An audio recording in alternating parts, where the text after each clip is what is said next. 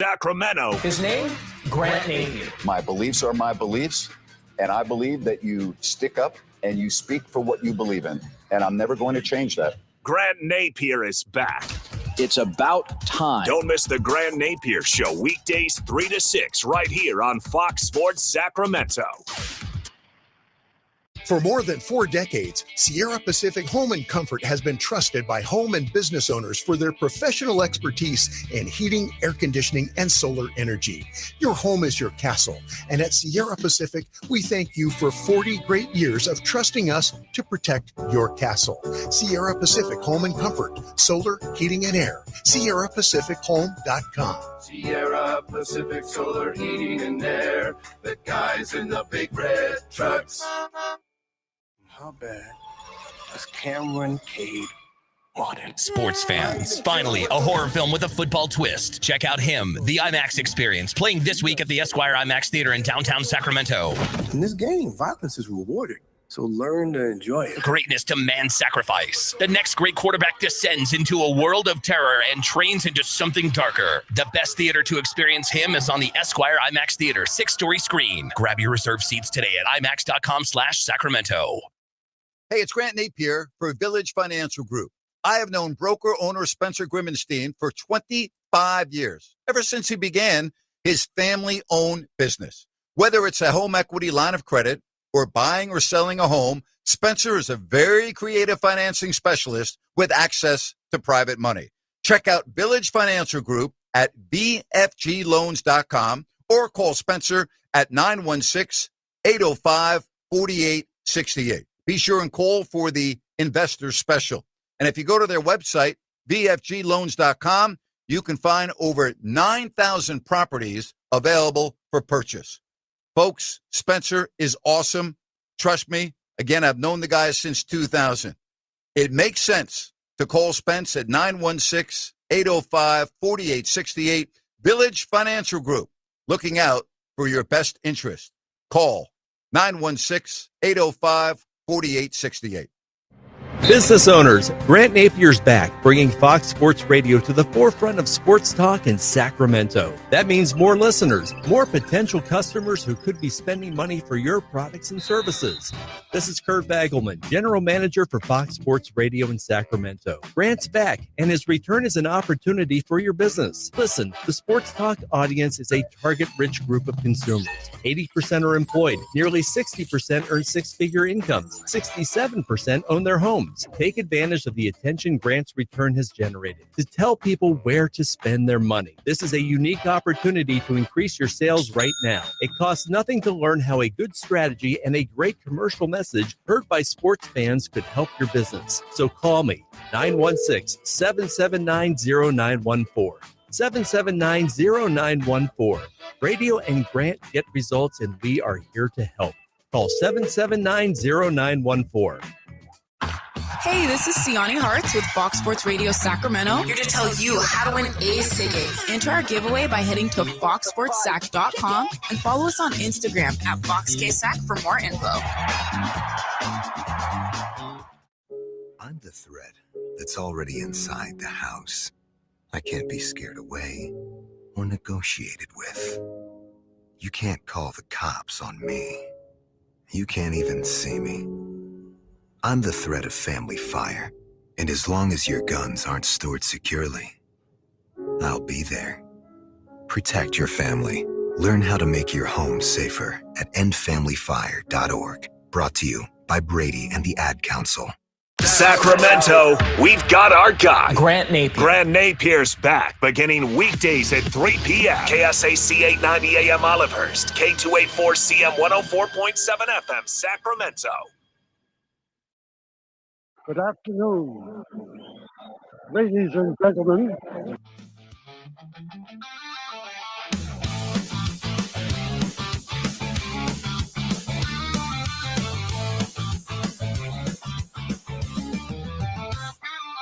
Grant's back and here to win. It's the Grant Napear Show on Fox Sports Radio Sacramento. Now, Grant Napear. Hey, everybody. Hope you were doing well. Love being here Weekday afternoons, 3 to 6, Fox Sports Sacramento. Coming up later today on the show at 4 o'clock, Chris Landry. We'll talk college and the NFL, LandryFootball.com. I want to say thanks to all of you that have sent me messages via social media or you have emailed me. And after yesterday's show where I'm talking about travel, I got some great messages about sports trips. And I love this month. September is my favorite month of the year for sports, especially this September for a variety of reasons. Well, football first and foremost. And the fact that next weekend, it's the Ryder Cup, where I grew up on Long Island. Bethpage State Park is probably 5 to 7 miles from where I grew up on Long Island. It's in Bethpage, New York. I grew up in Syosset, New York. So it has a special meaning to me because I was at Bethpage State Park all the time. I think they had 5 18-hole golf courses. And I remember going over there as a kid with my brother or my friends and getting on and playing golf. Although not the black course because it was just too darn difficult. But I just love the fact that I received messages in the last 24 hours from an individual that said they've got tickets to the Ryder Cup and they're going, and it's always been a dream of theirs to go to the Ryder Cup. I've shared stories about traveling to go to NFL games on Sundays, and I'm always amazed when I'm in the airport after a game, particularly when I have to switch planes at a city like Denver, right? And I'm on my way back to Sacramento, and I'm looking at all of the different jerseys walking around the airport, and I'm just blown away that these are fans that made the effort to go watch their favorite team, whether it was in Miami or Houston or, Phoenix or whatever the case may be. Like, I absolutely love that. It's what I live for. And I think the other great thing about sports, I don't know of another avenue that can bring the country together like sports. And I talk about 9/11. Think about that period of time if you were alive or if you remember that awful, awful, awful day of 9/11/2001 and the next week, 2 weeks, 3 weeks, 4 weeks after that. It was really sports that brought the country back. President Bush throwing out the first pitch at the World Series between the Yankees and the Diamondbacks. I had FP Santangelo call into the show last Thursday talking about being a member of the Oakland A's, and they played the first game at Yankee Stadium in the playoffs after 9/11. And you think about the players in the National Football League when play resumed, running onto the field with American flags. Sports is an incredible vehicle to bring the country together. And so there are a lot of stories that I would like to share, but I really want to hear from you and your best travel story, because I'm going to share a couple of mine. And I have some amazing stories with my father and my brother, and also with my 2 sons, Trent and Chase. To me, there is nothing better than being with my boys and going to a sporting event, regardless of what it is. I love it. And when I think of my best childhood memories, they were with my father or my brother at a sporting event.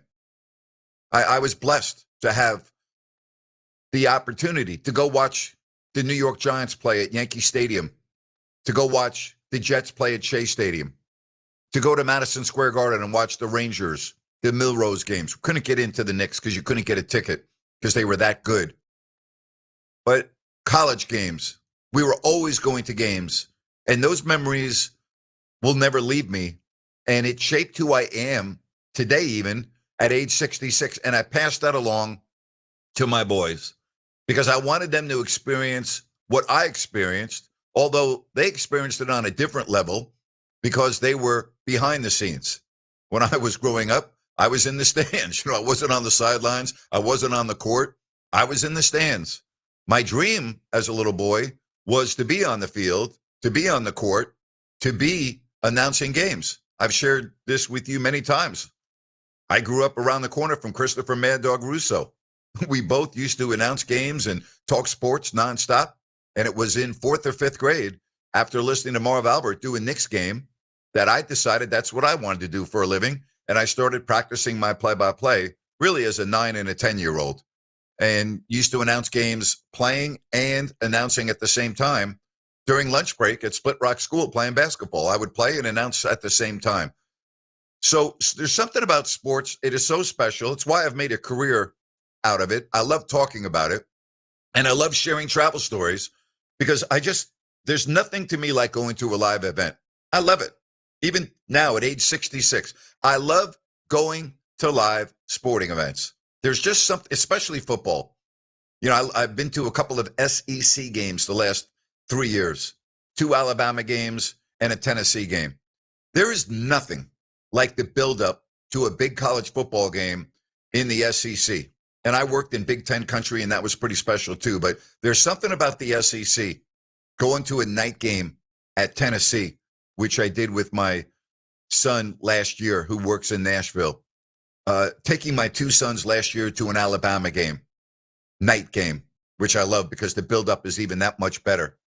But I got a story that I want to share. I've got a couple of stories, and I want you to share some of yours at 916-779-0929. I'm laughing because every time I think of this story, it makes me laugh. So my oldest son at the time was 6 years old, and the Kings had 2 games right before the All-Star break at Milwaukee and at Detroit. And we had decided that we were going to go to Nassau in the Bahamas for the All-Star break with the Pollards, Scott and his wife, and his 2 young children at the time.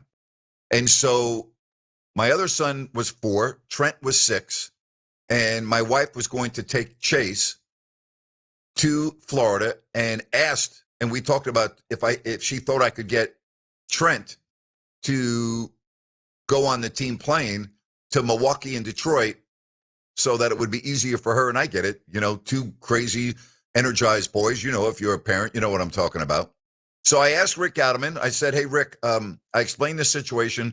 Is there any way I could have Trent come on the plane with me? And he said, sure, no problem. So again, my son is 6 years old. So we walk onto the team plane, and the players are sitting up front, then the coaches, and I normally would sit with everyone else in the back. So we're walking on the plane, and Rick Gattelman stops us. And he goes, Trent, welcome on board. We have a couple of rules. And he said, your dad, he has to stay in the back. But you can walk wherever you want to go. And my son says, thank you, coach. He says, thank you, coach. So we go sit in the back of the plane. And our first stop was Milwaukee. And I always shared the story. We go to dinner that night. We wake up, and, he's all excited to go to the game. And we get on the team bus. We're going to the game. And before we got on the bus, I said, now listen, I said, the guys got a game, you let them do their game, and, don't be bothering them and everything else. And again, the players knew Trent knew the players. It wasn't like he was a stranger. So I walk off the bus with Jerry Reynolds in Milwaukee. It's one of the few arenas where the bus doesn't park inside the arena, and you have to walk about 30 paces in the cold to go from the bus in Milwaukee into, at that time, the Bradley Center.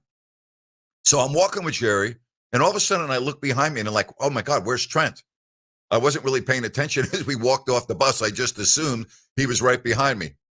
And I turn around and I look, and he's standing at the steps of the bus, high-fiving all the guys as they get off the bus. I go, Trent, come here.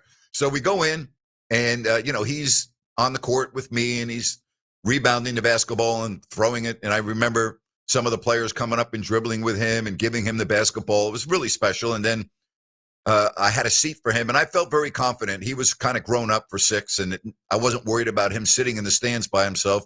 I gave him some money so he could go, buy his refreshments and everything. And it worked out fine. And after the game, the Kings won that game.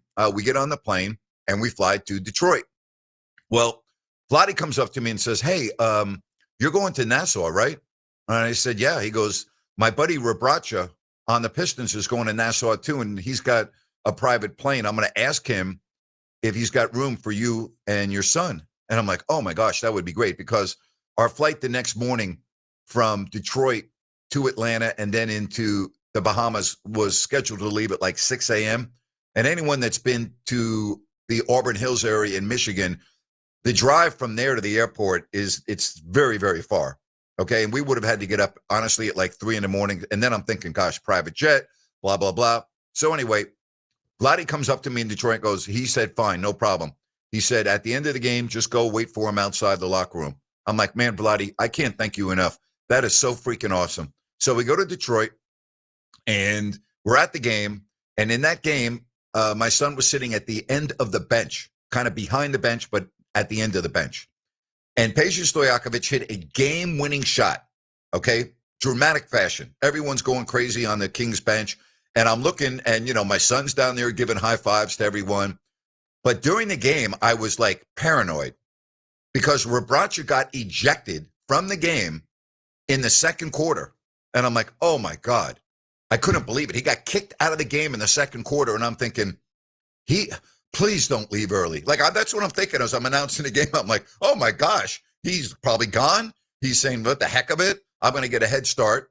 So at the end of the game, I still don't know whether he's in the building or not. And then I finally realized that he is. And at that time, I had no idea that Rip Hamilton was going to be flying with us as well, and his girlfriend. So anyway, we get in Rebraca's vehicle, and it's freezing outside. It's Detroit in February. You know what I'm saying?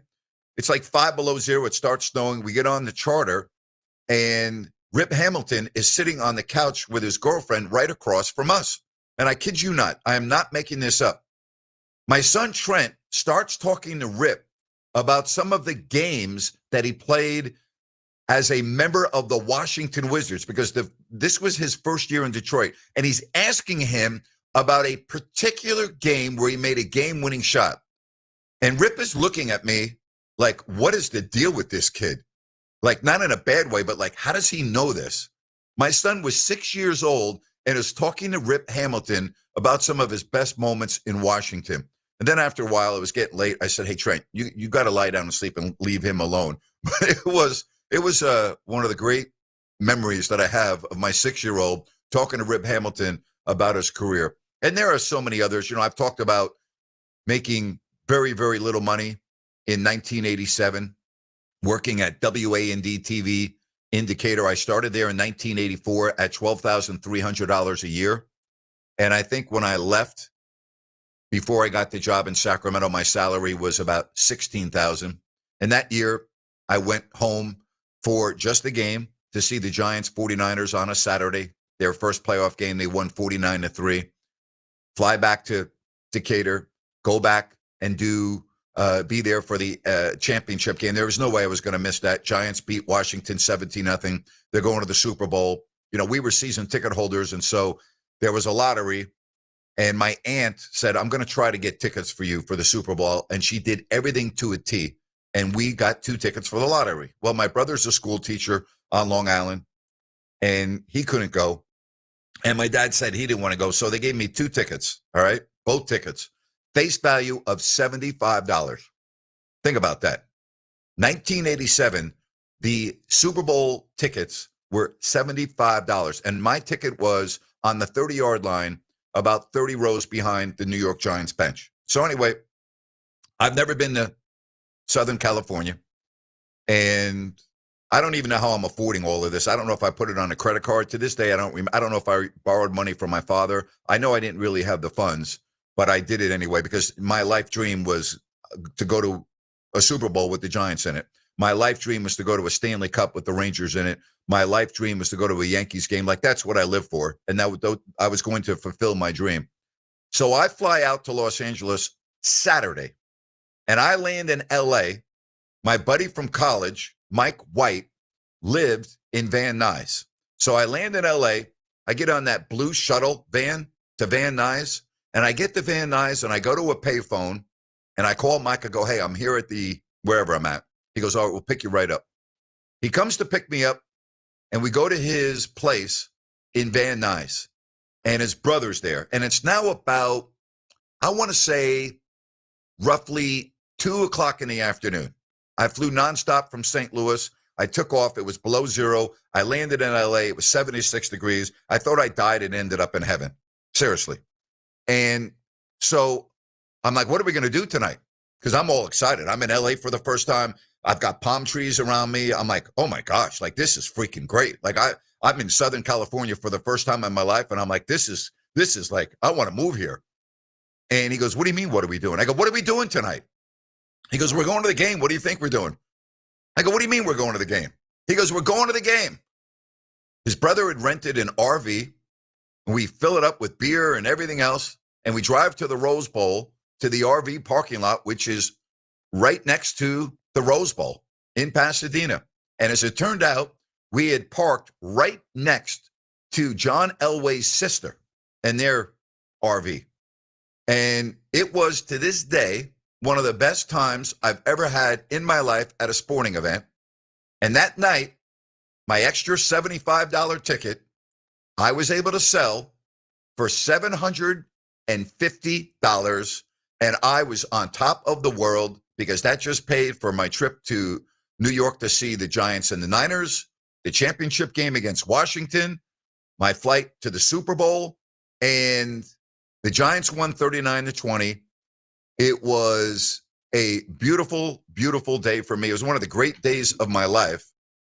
And to experience that and have the opportunity to be at an event like that is absolutely remarkable. But I want to hear some of your stories at 916-779-0929, because I've got a lot more that I would like to share with you. Because to me, traveling, going to see your favorite teams play, having a chance to share with family members or best friends, it's as good as it gets. Hey, I want to talk to you about Village Financial Group. I've known broker owner Spencer Grimmenstein for 25 years. It's when he began his family-owned business. And he's happy because, once again, we had a rate dip, and he wants you to call or text. Feel free to text him at 916-805-4868 if you're looking for a home equity line of credit, buying, selling a home. Spencer is a very creative financing specialist. And remember this, he has access to private money. You can go online at vfgloans.com. You can find over 9,000 properties available for purchase. Again, call Spence at 916-805-4868. Be sure and call for the investor special. It makes sense to call or text Spence at 916-805-4868. Village Financial Group, looking out for your best interest. Your phone calls, more stories, Chris Landry at 4 o'clock, all ahead on Fox Sports Sacramento. This National Recovery Month Minute is brought to you by ChooseChangeCA.org. So many things, big and little, make you uniquely you. Your hobbies, dreams, career, family, and more. Addiction to drugs, including opioids and stimulants, can strip these away from you. This National Recovery Month, recover your life. Choose treatment for drug addiction and get back to what matters most. Treatment is available in many forms through primary care doctor, licensed narcotic treatment programs, outpatient treatment programs, licensed residential facilities, and even virtual care. Help is within reach. You can recover. Find a proven treatment option that's right for you. Recover you at ChooseChangeCA.org. That's ChooseChangeCA.org. That's ChooseChangeCA.org. Brought to you by ChooseChangeCA.org. Recover you. Hi, it's Margot from Bennett's Restaurants. At Bennett's, it's all about bold flavors and fresh handcrafted food served with genuine hospitality. Craving prime hand-cut steaks? We've got them. Fresh salmon, halibut, or giant Mexican prawns? We've got those too. At Bennett's, we serve premium seafood and steaks in a relaxed setting. Whether you're joining us for a special night out or a casual bite, we'll treat you like family every time. Find us in Sacramento, Roseville, and Rockland. View our menus and make a reservation at bennettsrestaurants.com.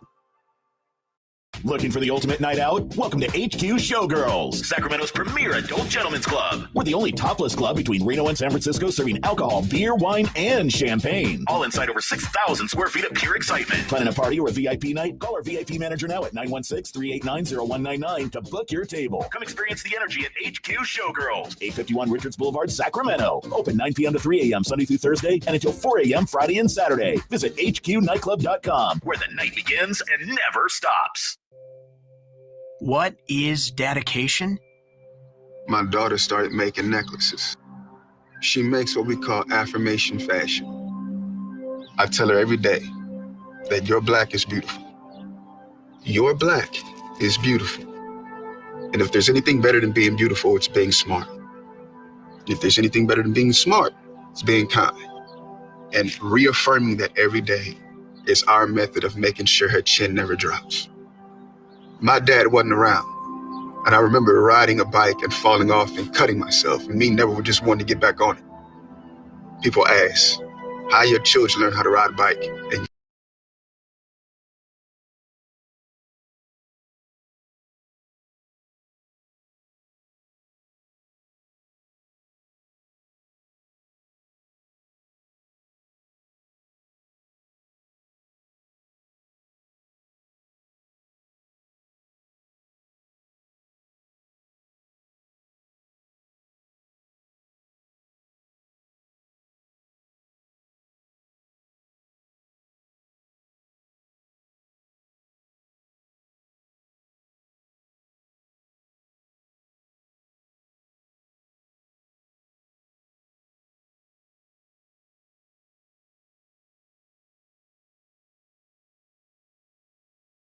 gone through to watch my favorite team win a championship.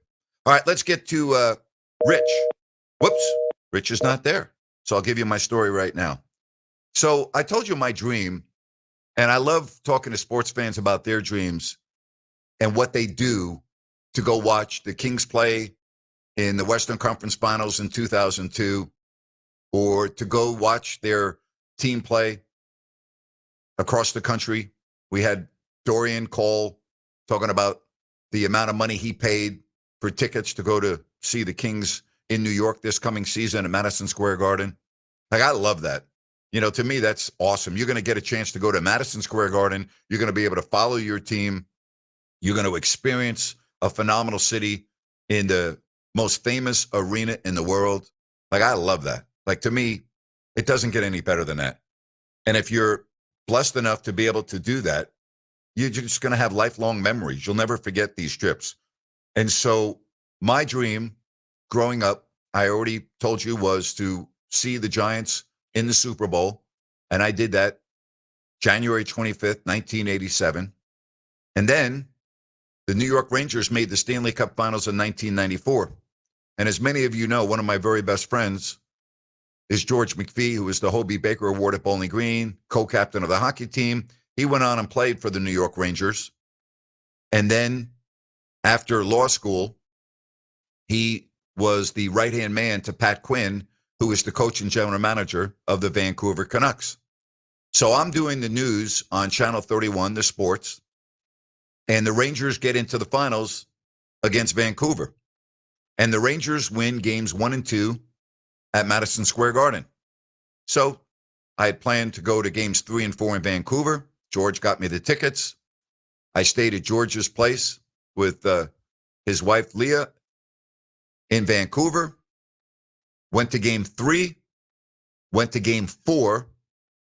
They split, so now it's 3 games to 1, going back to New York for game 5. So I left Vancouver, went back to Sacramento, did the sports on the news, took a red eye to New York. George had got me 2 tickets. I called my dad, and I'm like, Dad, we're going to see the Rangers win the Cup. I mean, they're up 3-1. I'm thinking there's no way in the world. There's just no way they're going to lose. They're not going to lose. Madison Square Garden, home ice. They haven't won a cup since 1940. I want to share that with my dad. And we're standing in line outside of Madison Square Garden, waiting to get in. And this is no exaggeration. 1994. Now think about this. Tickets on the street for that game 5, they were going for $5,000. $20,000. The guy in front of me was talking to his buddy, all right? And I heard him say he paid $20,000 for 4 seats. Rangers lose 6-3. Heartbroken that I'm not able to share that with my dad. 6-3. I'm at the game. I couldn't believe it. Thought they were going to win a Stanley Cup. And it was 3-0 in the third period. I mean, it was horrible. And the final score is 6-3. So next morning at 7 o'clock, I've got a flight back to Sacramento. And I do the news, the sports. I fly to Vancouver for Game 6. Rangers lose Game 6 at the Pacific Coliseum. And I'm like, wow, Game 7, I can't miss that. Fly back to Sacramento. Work. Take the red eye. George had said, Napes, I can only get you 1 ticket for Game 7. I'm sorry. He says, it's like, I understand, George, no problem. I fly to New York. I land in the morning. I meet Christopher Mad Dog Russo at a coffee shop. You know me, I don't drink coffee. But it's a coffee shop. And he says to me, he goes, you want to just come to the game right now with me? And because he and Mike Francesa, Mike and the Mad Dog, were doing the show from Madison Square Garden. I'm like, how am I going to get into the Garden? Because just, let's go. We walk into the security entrance, and we walk right in. By the way, if you didn't know this, the playing surface at Madison Square Garden is on the 5th floor. And, you know, again, this is the toughest ticket other than Ali Frazier and the Knicks Lakers in 1970.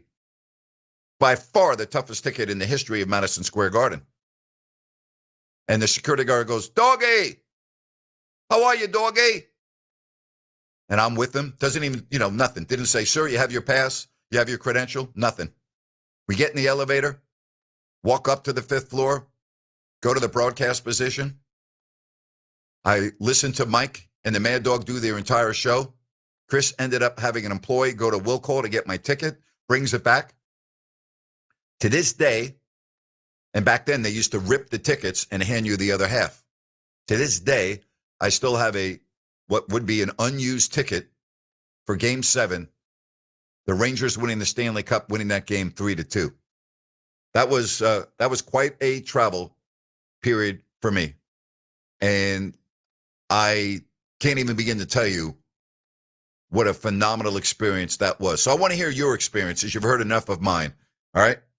Give me a call. 916-779-0929. We say hello to Rich again. Rich, are you there? I'm here. Can you hear me? Okay. Yep, go ahead. Okay, great. Well, you could do all 3 hours of your program probably telling stories, about sports and stuff with all the trips you've been on and everything. Yep. But I loved what you've shared so far. That's awesome. Thank Especially, incorporating your son, that's 6 years old. I mean, how awesome is that for a young kid, 6 years old? It's unbelievable. High fives to all the players of the Kings. That is awesome. I loved it. So, getting to my story that I want to tell you about is pretty awesome. Also, is my wife was working for Western Health in Sacramento at the time. They had an office right there next to Chevy's on the river, right? Mm-hmm. And she had a trip she had to take to Chicago, and I tagged along with her. Imagine that, right? Yeah. So okay, I've never been to Chicago now. I want to go to Wrigley Field. I've never been to Wrigley Field.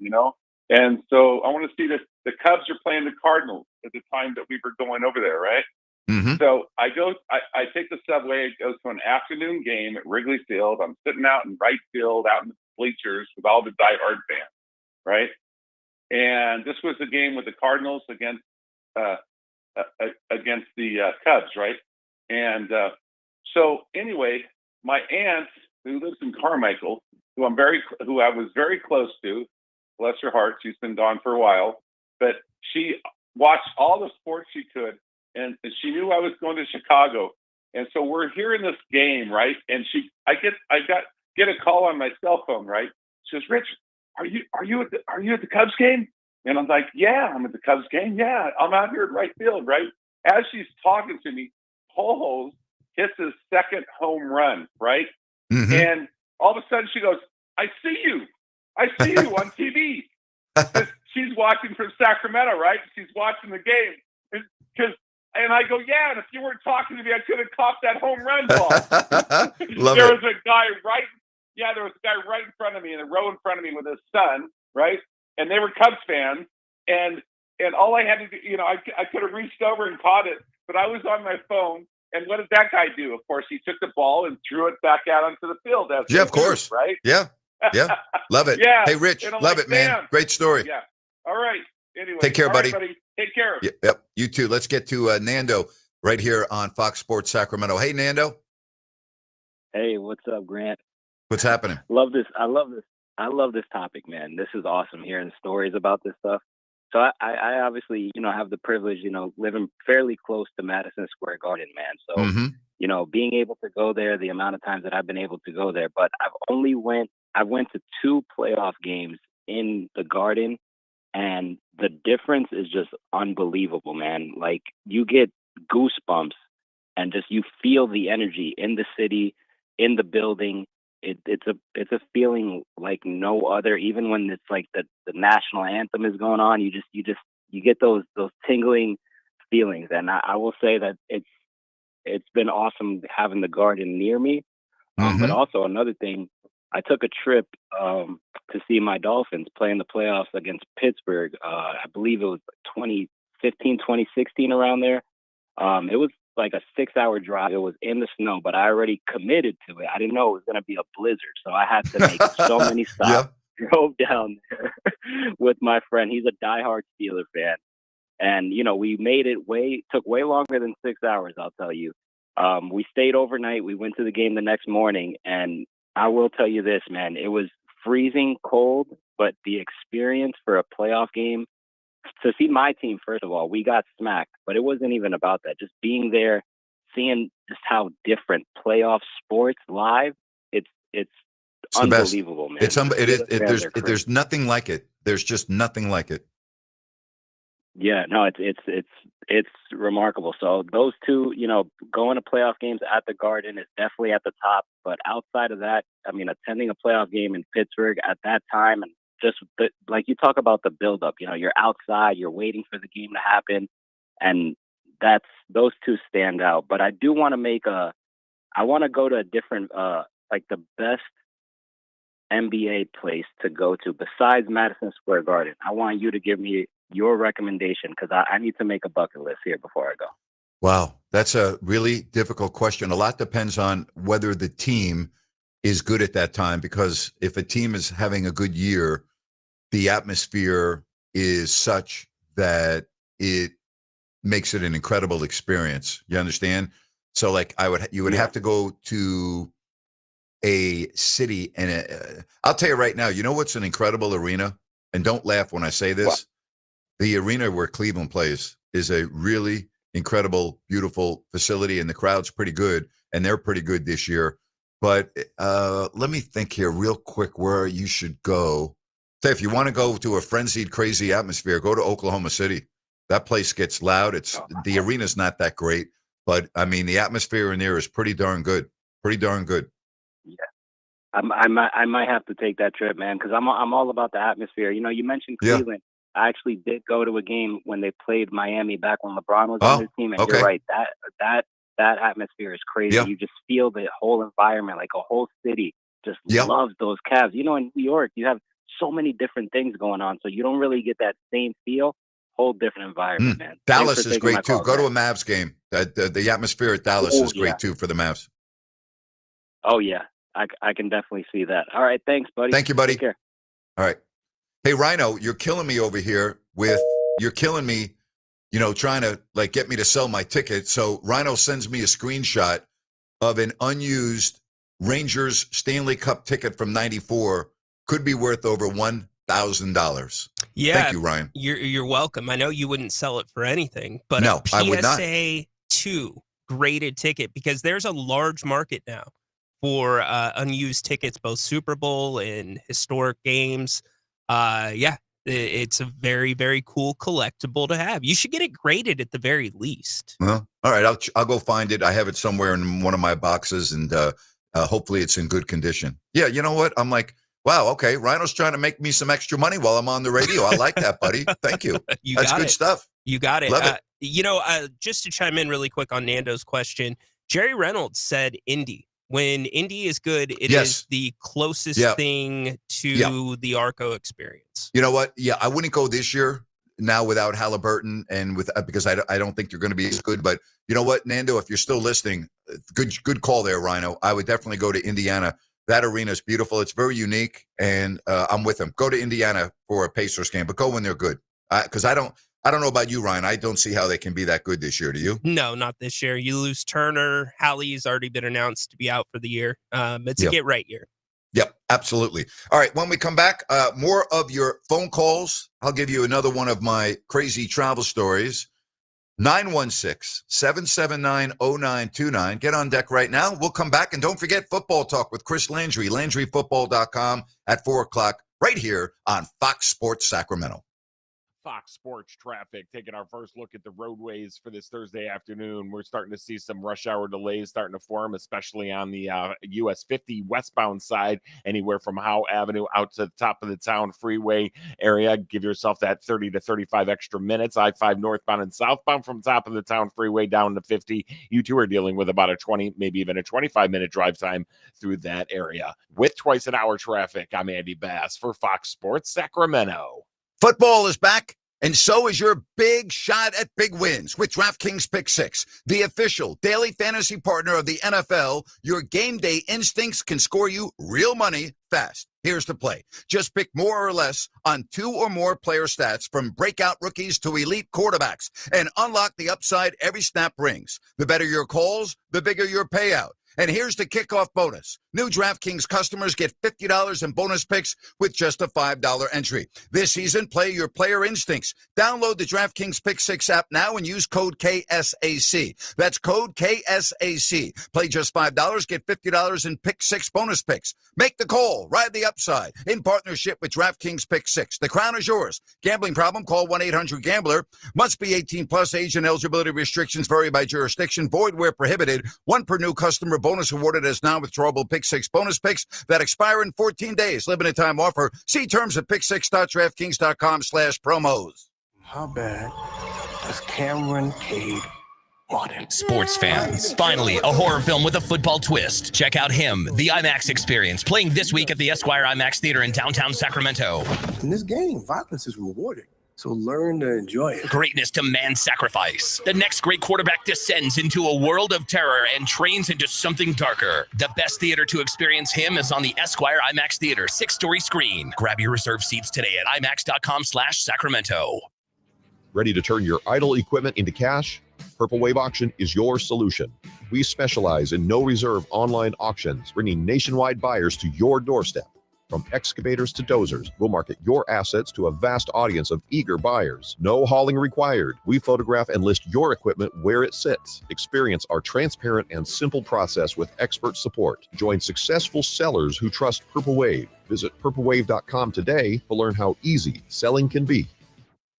For more than 4 decades, Sierra Pacific Home and Comfort has been trusted by home and business owners for their professional expertise in heating, air conditioning, and solar energy.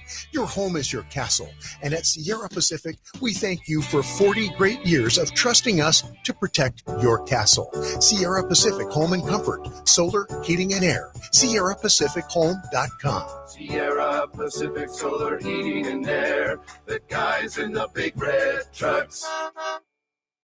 Business owners, Grant Napier's back, bringing Fox Sports Radio to the forefront of sports talk in Sacramento. That means more listeners, more potential customers who could be spending money for your products and services. This is Kurt Bagelman, General Manager for Fox Sports Radio in Sacramento. Grant's back, and his return is an opportunity for your business. Listen, the sports talk audience is a target-rich group of consumers. 80% are employed, nearly 60% earn 6-figure incomes, 67% own their homes. Take advantage of the attention Grant's return has generated to tell people where to spend.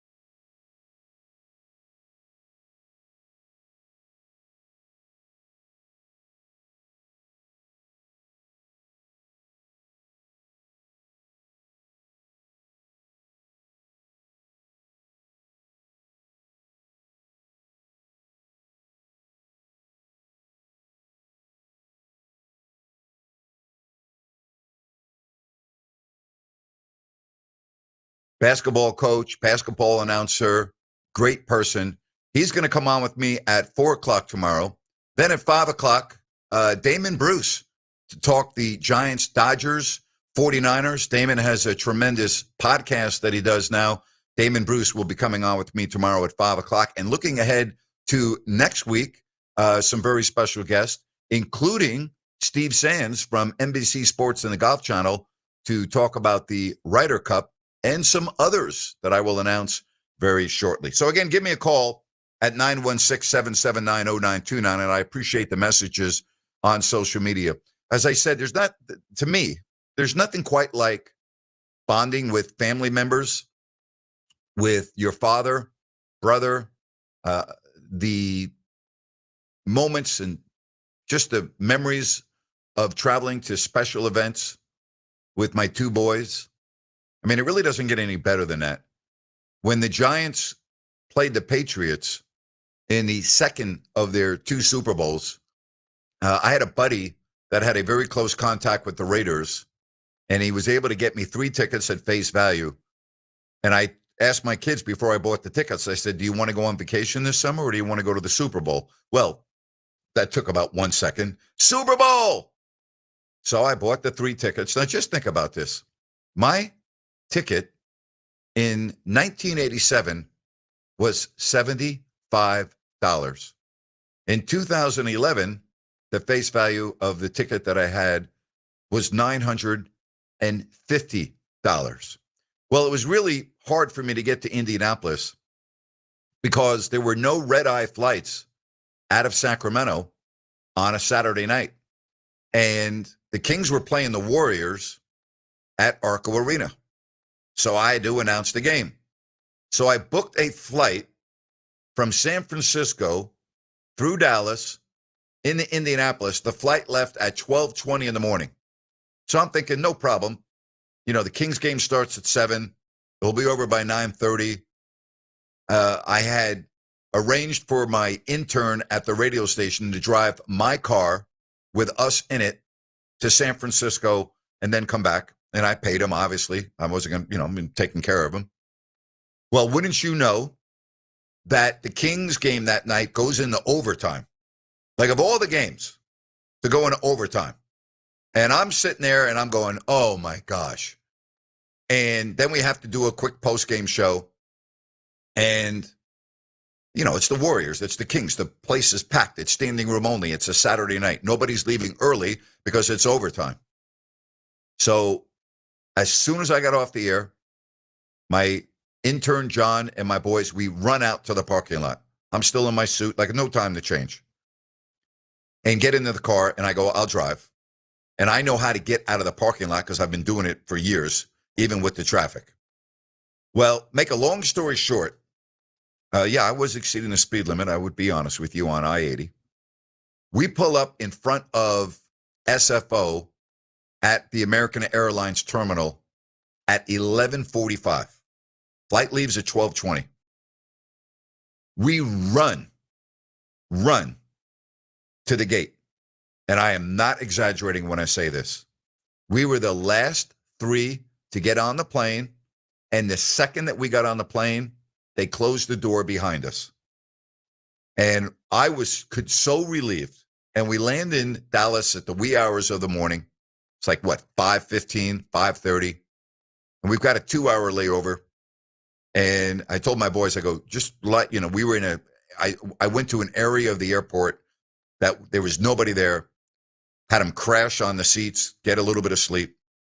We get to Indianapolis. The weather could not have been better. You think in Indianapolis in February, it's just going to be frigid, could be blizzard, beautiful day. Temperature in the 50s, beautiful day. Not a cloud on the sky. If you've ever been to Indianapolis, it's a very quaint, cozy city. It's basically an 8-block radius. It's great. It's a phenomenal city. They've done an amazing job.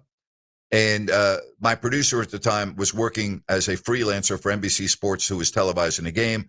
And she arranged for us to go to a room and change, shower, put on our gear. I had rented a car when we landed at the airport because I had to drive to Chicago after the game. So anyway, we're walking around. We're just having the best time. My kids just could not have been just enjoying themselves more. And I asked them, do you want to continue to walk around or do you want to walk into the stadium and watch everything? And they go, let's go into the stadium. And I'm not exaggerating. We got into the stadium 3 hours before the game. And we watched the entire process of the buildup to the Super Bowl. And the Giants won the game. The Hail Mary from Brady at the end of the game to the end zone right below us. That was almost caught, but was incomplete. And we stayed in Indianapolis for about 2 hours afterwards, taking in the atmosphere. And I will tell you this, and it was so refreshing. There were no fights. There's no, it's Boston, New York. It's the Giants, Patriots. There's no the fans got along great. And that was something I'll never forget. It was like an orderly game. Everyone was happy to be there. It was, no fights, no vulgarities. I mean, it was just a pleasure to be at the Super Bowl. And for the Giants to win, unbelievable. So after 2 hours, we get in the car and we drive 3 hours to Chicago because I've got a game the next night in New Orleans that I've got to announce. And I've got to put my kids on a plane in the morning to go back to Sacramento because they've got school. So we find a hotel near Midway Airport. And by now, honestly, it's 2:30 in the morning. And we've got to get up at 5:30 because I've got to get them on an early flight. And as it turned out, my flight left 20 minutes after theirs. And we were both on Southwest. So we were in the same terminal. So we crash in the hotel. We get up, go to the airport. I walk to their gate, get them on the plane. And then I go to my flight, had to change planes in Nashville, get to New Orleans. And so that was our quick, 36 hours of just an amazing experience. But boy, that overtime game, me announcing the game, wondering whether I'm going to get on the plane or not. Oh, that was nerve-wracking. Dorian, welcome to the show. How are you? What's up, Grant? Dorian, how are you? Hey, my man. It's always great to hear that Rip Hamilton story. That's so cool. I can just imagine what Rip Hamilton was thinking about him in his own head, talking to your son like that. He looked at me with a look like, what's the deal with this kid? And then he said, how old are you? And Trent goes, 6. He goes, you're 6? How do you know all of this? Like Rip Hamilton was asking him, how do you know all of this? Like and Rip was very cool. Rip was asking him questions about like his sports background and everything. Like Rip could not have been nicer. But go ahead. Yeah, man. And that's such a cool experience for your son because your son will always remember that, especially that first interaction with the professor. I feel like that'll be ingrained in his head, like you talk about, like for the rest of your life, man. And you've been blessed too with your stories with your dad and film. I mean, how many sporting events do you think that you've been to, live sporting events in your life? Oh my gosh, thousands. For sure. You've been blessed, brother. But I don't really have like a crazy like travel story, at least not yet as an adult. But when I was a kid, obviously I'm a lifelong Kings fan. Thankful to my godfather for making me a Kings fan. But at the time when I was young, I was living in the Chico area, and this was a time when obviously you had Bibby, you had Peja, Doug, Weber, Vlade, and at that time, a lot of the Kings players would do just appearances at dealerships, at all these various businesses, here in Sacramento. Do you remember that, Grant? Yeah, absolutely. I know that there were a lot of appearances out at the Folsom Auto Mall and particularly Folsom Lake Ford. They were out there all the time. I was out there doing my show very often. So my godfather would always take myself, mostly me and my 2 cousins. And this was probably about the 5th time that we would drive to Sacramento. And every time we either got to the dealership or we got to all these different businesses, we were too late. The line would get cut off and we just get home and we'd be all sad. But this was probably about the 5th or 6th time, and we were going to go visit Mike Bibby. And we got there. We were super excited. We got there really early. But, the Kings were the talk of the town at that time. And so we get there. We're in line. We're probably in line for about an hour plus. And we're pretty close. I couldn't see Mike yet. But if somebody were to move, I could kind of see him from a distance. And obviously, as kids, we're just starstruck. Sure, right? These are players. These are players we idolize. But nonetheless, there's a representative that comes in and is like, "Hey, everyone, sorry, Mike can't see anybody anymore. The line's cut off." So about this, this is about the 6th time, and I'm pretty sad. I'm almost crying. I am like not doing very well. My godfather's trying to console me, and be like, "Hey, man, it's okay. one day we'll be able to meet a king. And my uncle had to get gas. So we stopped at a random gas station. By this time, my head's in my hands. I'm pretty much crying. My two cousins are laughing at me like, why are you taking this so seriously? We had all our Kings gear, jackets. I had a ball, my Sharpie ready to go. I was really, really getting excited to get an autograph. And then my godfather, just calm and collected, he's like, hey, man, look up. Vlade Divac pulls up right in front of us in a nice white Mercedes and goes inside and pumps fuel. And we're all starstruck. I'm starstruck. I'm crying from this experience. I didn't get to see Mike, but now I'm, looking at Vlade here. Vlade comes out, man. He's like, hey, what's up, guys? He starts talking to us. We start telling him about how we just missed Mike. We had our Polaroid cameras and everything. He took a whole bunch of photos with us, signed my He's ball. the best. I was so excited that I got my ball signed, and I put the signature while it was still wet, facing down on the carpet. So my signature is all smudged from Vlade's autograph. But he took photos and everything. Love it. He genuinely was like, hey, I'm sorry you guys missed Mike, but hopefully you're able to see Love the it. King one day. He talked to us for about 5 or 10 minutes, and that was the first King I ever met. And I've met Vlade a couple times. He's the best. After that, hopefully one day I'm able to tell him this story. But as a kid, you'll never forget these experiences that you have. I'll take this one offline. Thanks, Grant. Thank you, Dorian. Appreciate you. Great story. Love that. Hey, folks, do you need a maintenance check or an emergency repair on a heating or cooling unit? DAS Mechanical will take care of all of your heating, cooling, ventilation, and energy needs. And they're going to provide you with a full consultation. They're going to explain all of your available options so that you can choose the system that's right for your home or business. And right now, up to $6,000 in rebates and federal tax credits on qualifying equipment. Make sure you take advantage of the $2,000 federal tax credit before it's set to go away at the end of the year. After meeting owner Nick at DAS Mechanical, I understand why their business has been as good as it has since they opened up in 2018. All you got to do is go to their website, dasmechanical.org. Book online, look at all of their 5-star reviews and their numerous Best of Best awards. I love that. dasmechanical.org. And remember, special financing is available as well, including 0% interest for 18 months. HVAC retrofit and service specialist.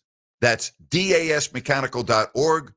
D as in dog, A, S as in Sam, mechanical.org. Hey, don't forget, coming up in the next segment, Chris Landry, LandryFootball.com. We'll talk some college. Not a lot of great games this weekend. We'll talk NFL. And then tomorrow, Bob Valvano. Going to talk a lot about basketball with him. Love Bob. He's a great storyteller. And then Damon Bruce at 5 o'clock. Next week, a busy, busy week because not only do we have the NFL, we've got the Ryder Cup, we've got the final week of the regular season.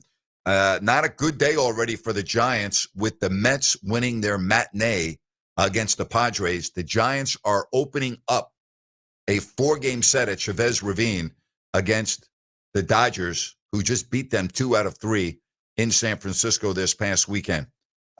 Giants now have to really get through this weekend because the schedule gets much easier for their final homestand with St. Louis and Colorado. Colorado's like playing a minor league team.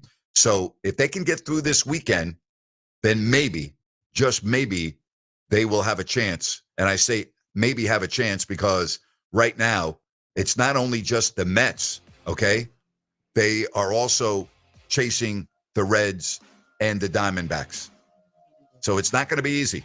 They're 2.5 back, and they're running out of time. Chris Landry, coming up next. We'll talk college and NFL football right here on Fox Sports Sacramento.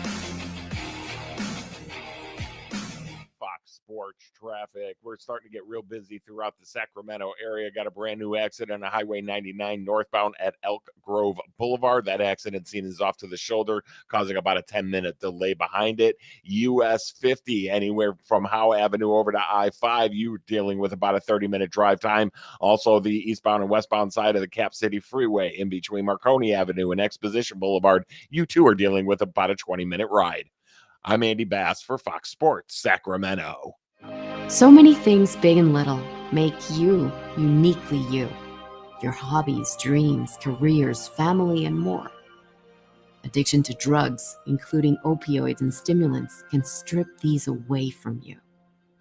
Recover your life. Choose treatment for drug addiction and get back to what matters most. Find a provider and proven treatment option that's right for you. Recover you at choosechangeca.org. Downtown Ford of Sacramento has been in business since 1911. And as the oldest Ford dealership in California, we've provided cars and trucks for generations of Sacramento families. And you may not know it, but Downtown Ford provides the emergency vehicles for just about every law enforcement agency in the Sacramento region. Providing vehicles for emergency responders is a tradition of service we're truly proud of. And today, Downtown Ford has expanded to include their Howe Avenue location. So, with 2 Ford stores and literally acres of new and certified pre-owned vehicles in stock, we definitely have the Ford that you've been dreaming of. And if you're not quite ready to get into the brand new Ford of your dreams, we probably have a certified pre-owned version of the same vehicle for substantially less. If the open road is calling you, get to Downtown Ford Sacramento. DowntownFordSacramento.com. Call the good dudes at Gabrudes, G-U-B-R-U-D-S. Let's get right to it.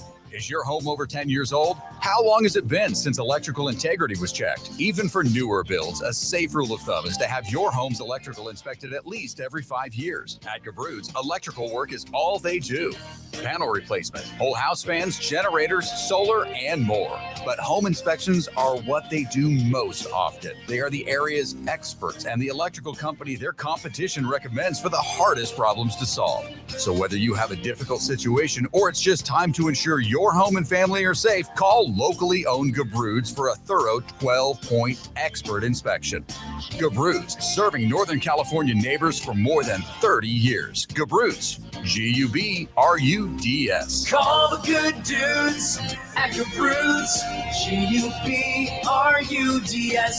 Gabrudes.com. Tell your friends. Grant's back. Grant Napear is back on the Sacramento airwaves right here. KSAC 890 AM Olivehurst. K284CM 104.7 FM Sacramento. Good afternoon, ladies and gentlemen.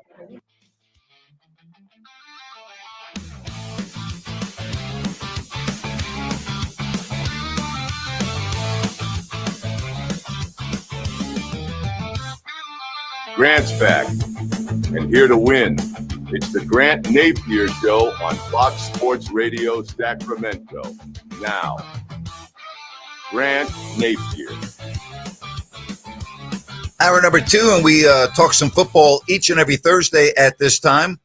Always good when we can hear from Chris Landry, LandryFootball.com. Good afternoon, Chris. How are you? I am doing good, Grant. How are you doing? I'm doing good. You know, I've been doing radio pretty much since 1994, and I don't believe that I've ever had a guest on where my lead question was about Vanderbilt football. Okay, but I asked you this last week about going into South Carolina, and you were talking about how that's one of the most difficult places to play. And yes, you know, they lost their quarterback in Lenore Sellers early, but I mean, they destroyed them 31-7.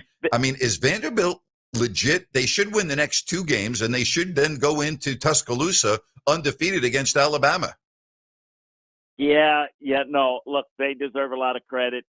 It could have been different if Lenore Sellers didn't get injured, but you're right, they hammered them. And look, Diego Pavia, if you hadn't got a chance, folks, to watch this young guy play, he is one of the really neat looking football player.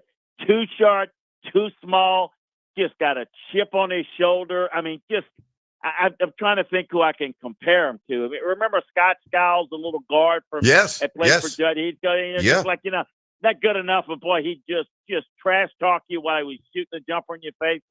It says that's Diego Pavia. He's fun, and it tells you what a difference a guy like that makes. Look, I'd love to sit here and tell you that, Vanderbilt football is going to be the great story, and they're going to rise through the SEC. Great win. I didn't think they'd get it last week at this time, as I mentioned, but no, it's not. Here's going to be the problem they're going to have. They're not going to have the depth to go through the league, and so they will play people tough. They'll play Alabama tough, won't win. They'll play the better teams in the league, and then you'll see, it kind of come back down to earth. But let's understand, put it in perspective. If you can go to a bowl game at Vanderbilt, you can get bowl eligible at Vanderbilt. That's like going to the national playoffs for someone else. Think of Vanderbilt. Vanderbilt's like a group of 5 school playing in the toughest conference in America. And so for them to be able to do that, now, they got all the money in the world at Vanderbilt. They do. They don't spend it on football, but they got a lot of money. But they operate, differently. And it's obviously a great academic school, and they don't have a lot. What they have, if you don't want to be an engineer, a doctor, a lawyer, there's not a whole lot for you to study over there. Yeah. So it's tough to be able to, but they've done a phenomenal job. And listen, I know Clark Lee, the head coach.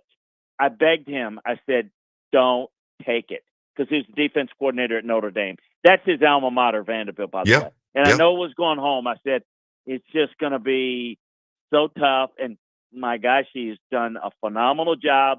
And I'm so proud of them. I'm so happy for them that they're having the success they are. But yeah, there's no illusions about them making a run and getting into playoff contention. That's not going to happen. In your opinion, how much longer can Steve Sarkisian keep Arch Manning at quarterback at Texas? I think he will. I mean, first of all, I think he's really the only option. I think here's a picture perfect example of somebody getting so much hype. And we all know it's because of the last name. He's going to be the greatest thing ever. And then all of a sudden he's not. And oh, by the way, he's not even very good yet. And everybody says, the same people are saying, oh, what an overrated guy. I think let's calm down. Let me remind everyone, because no one remembers this. After their rookie year in the NFL, everyone said, this Peyton Manning guy throwing 32 interceptions, what a joke. Ryan Leaf is so much better. That was the narrative, because that's what it was after the rookie year. We all know what happened. Arch Manning will not only be good, he'll be very good. He's not good right now. He doesn't have a lot of playing experience. He's got a lot of things to work on mechanically. He's got to get his mind right. I think he's feeling a lot of the pressure. I think all those things are true. I think he's going to be fine. They've got a really good defense.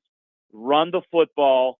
Don't try to play hero ball. The one thing that I would say that I don't like about him is that he's trying to force things. He's trying to make that hero play. Just play smart football. I think the guy's going to be a really good player, but I think it's going to take time, and everybody just needs to relax. Of course, I'm saying that, knowing that no one's going to listen to that. You live in Baton Rouge, and we saw Brian Kelly after the game, then coming out and apologizing to the reporter. In your neck of the woods down there, was that all that anybody was talking about for 48 or 72 hours? Oh, yeah, that's all everybody ever talks about is dissecting the game. And I think a couple of things. I'll take up for Brian in this regard. First of all, I thought it was good that he apologized. You got to handle it a little bit better. As I like to say, he got his Irish up a little bit. He'll tell you that. It's one of those things, and you've been in the media for a long time, but he knows the offense is struggling. The quarterback is not going to even play this week, Garrett Nussmeier. He's been banged up with an upper torso injury. And so they're relying on their defense, and they're doing what they need to do to win. They win a tough, hard-fought game against Florida, and the first question is not anything other than, what's wrong with your offense? Why can't you run the football? And what's wrong on third down?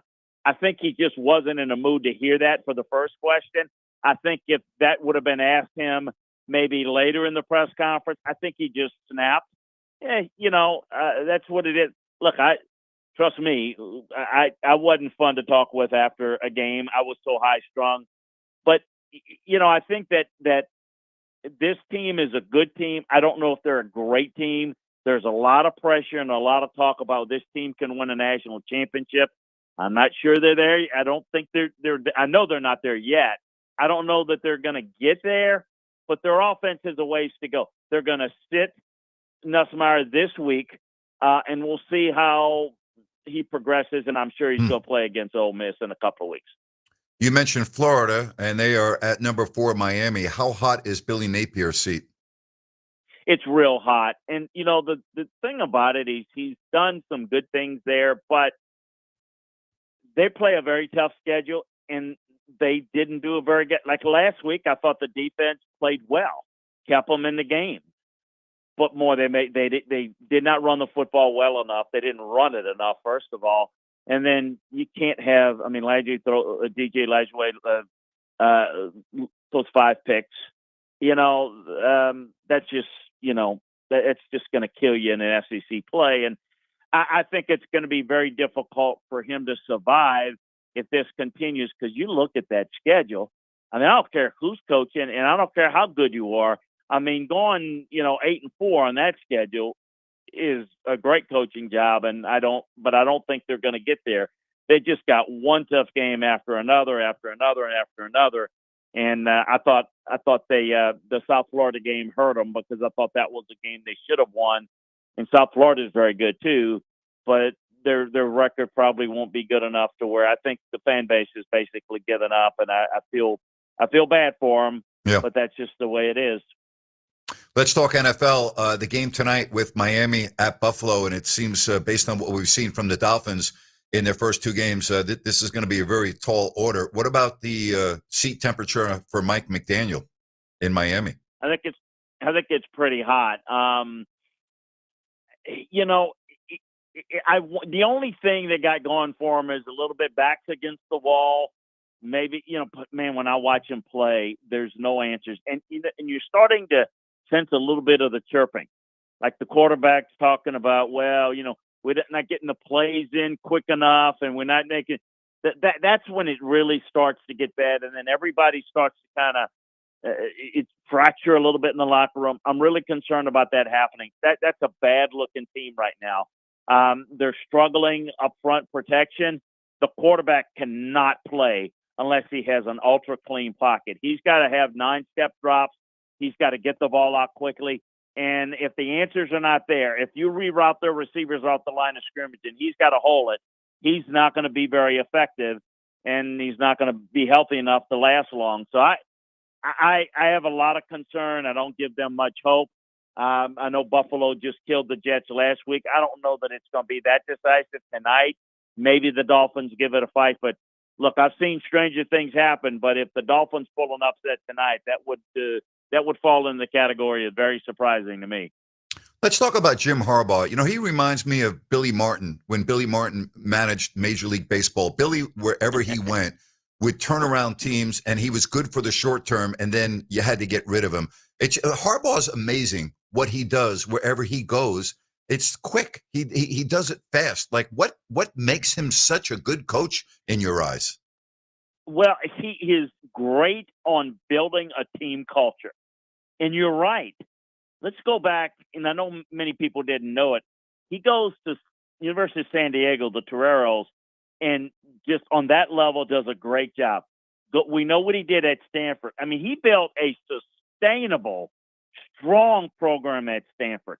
And he can build confidence and build, football character structure, and he gets his guys to believe. And we'll still remember the 41-point underdogs to Pete Carroll's USC team that was ranked number 1.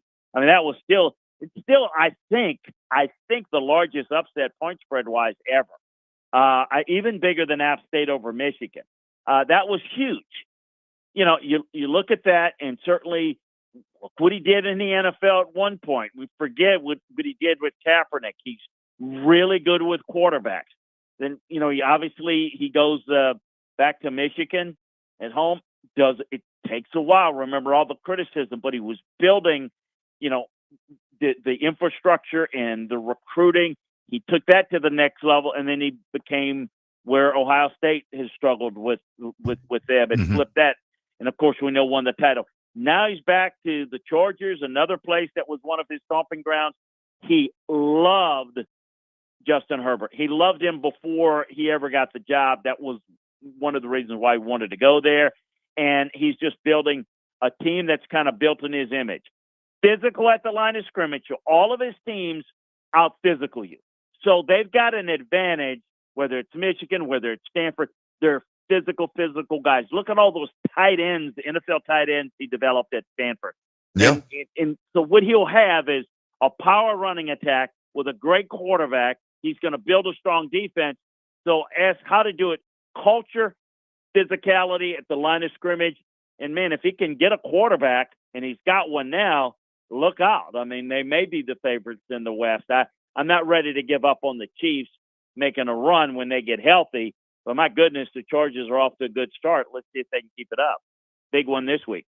Why do you think he wears out his welcome faster than a lot of other coaches?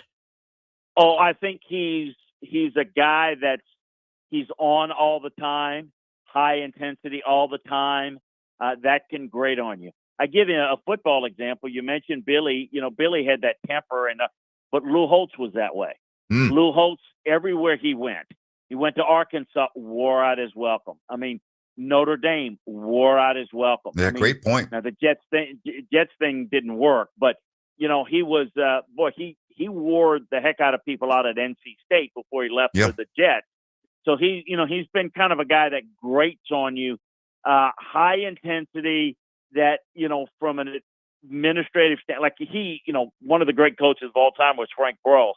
It got so intense there that's what led to him leaving Arkansas. Tend to be a little bit overbearing, tends to kind of step out of his lane a little bit. And we saw that at Michigan. Some of the issues he did, some of the stuff that's played out, that was Jim. All's fair. I'm going to win. I'm going to do it my way. If it's against the rules, it's kind of, he'll do some of that. He's got his own GM. When he was in San Francisco, he wore out his welcome, but obviously you had the GM head coach butting heads there. I think obviously bringing in his own GM from his brother's organization in Baltimore this has maybe got the best chance of it sustaining for a while. But yeah, you gotta walk to his tune, and I gotta tell you, he's got a different beat now. I mean, I know Jim, but sometimes some of those discussions, you're wondering if if he's on the same planet as everyone else. He's got a unique way of looking at things in life. I can tell you.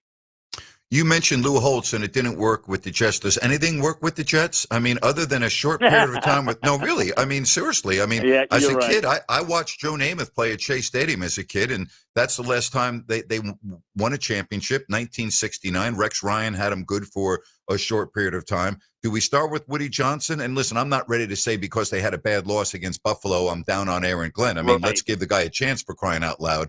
But, boy, it's got to be very painful to be a fan of that franchise because it's almost like when you do look at the team from last week, and really, if you want to look at week one, they should have won the game against Pittsburgh, and somehow they ended up losing it.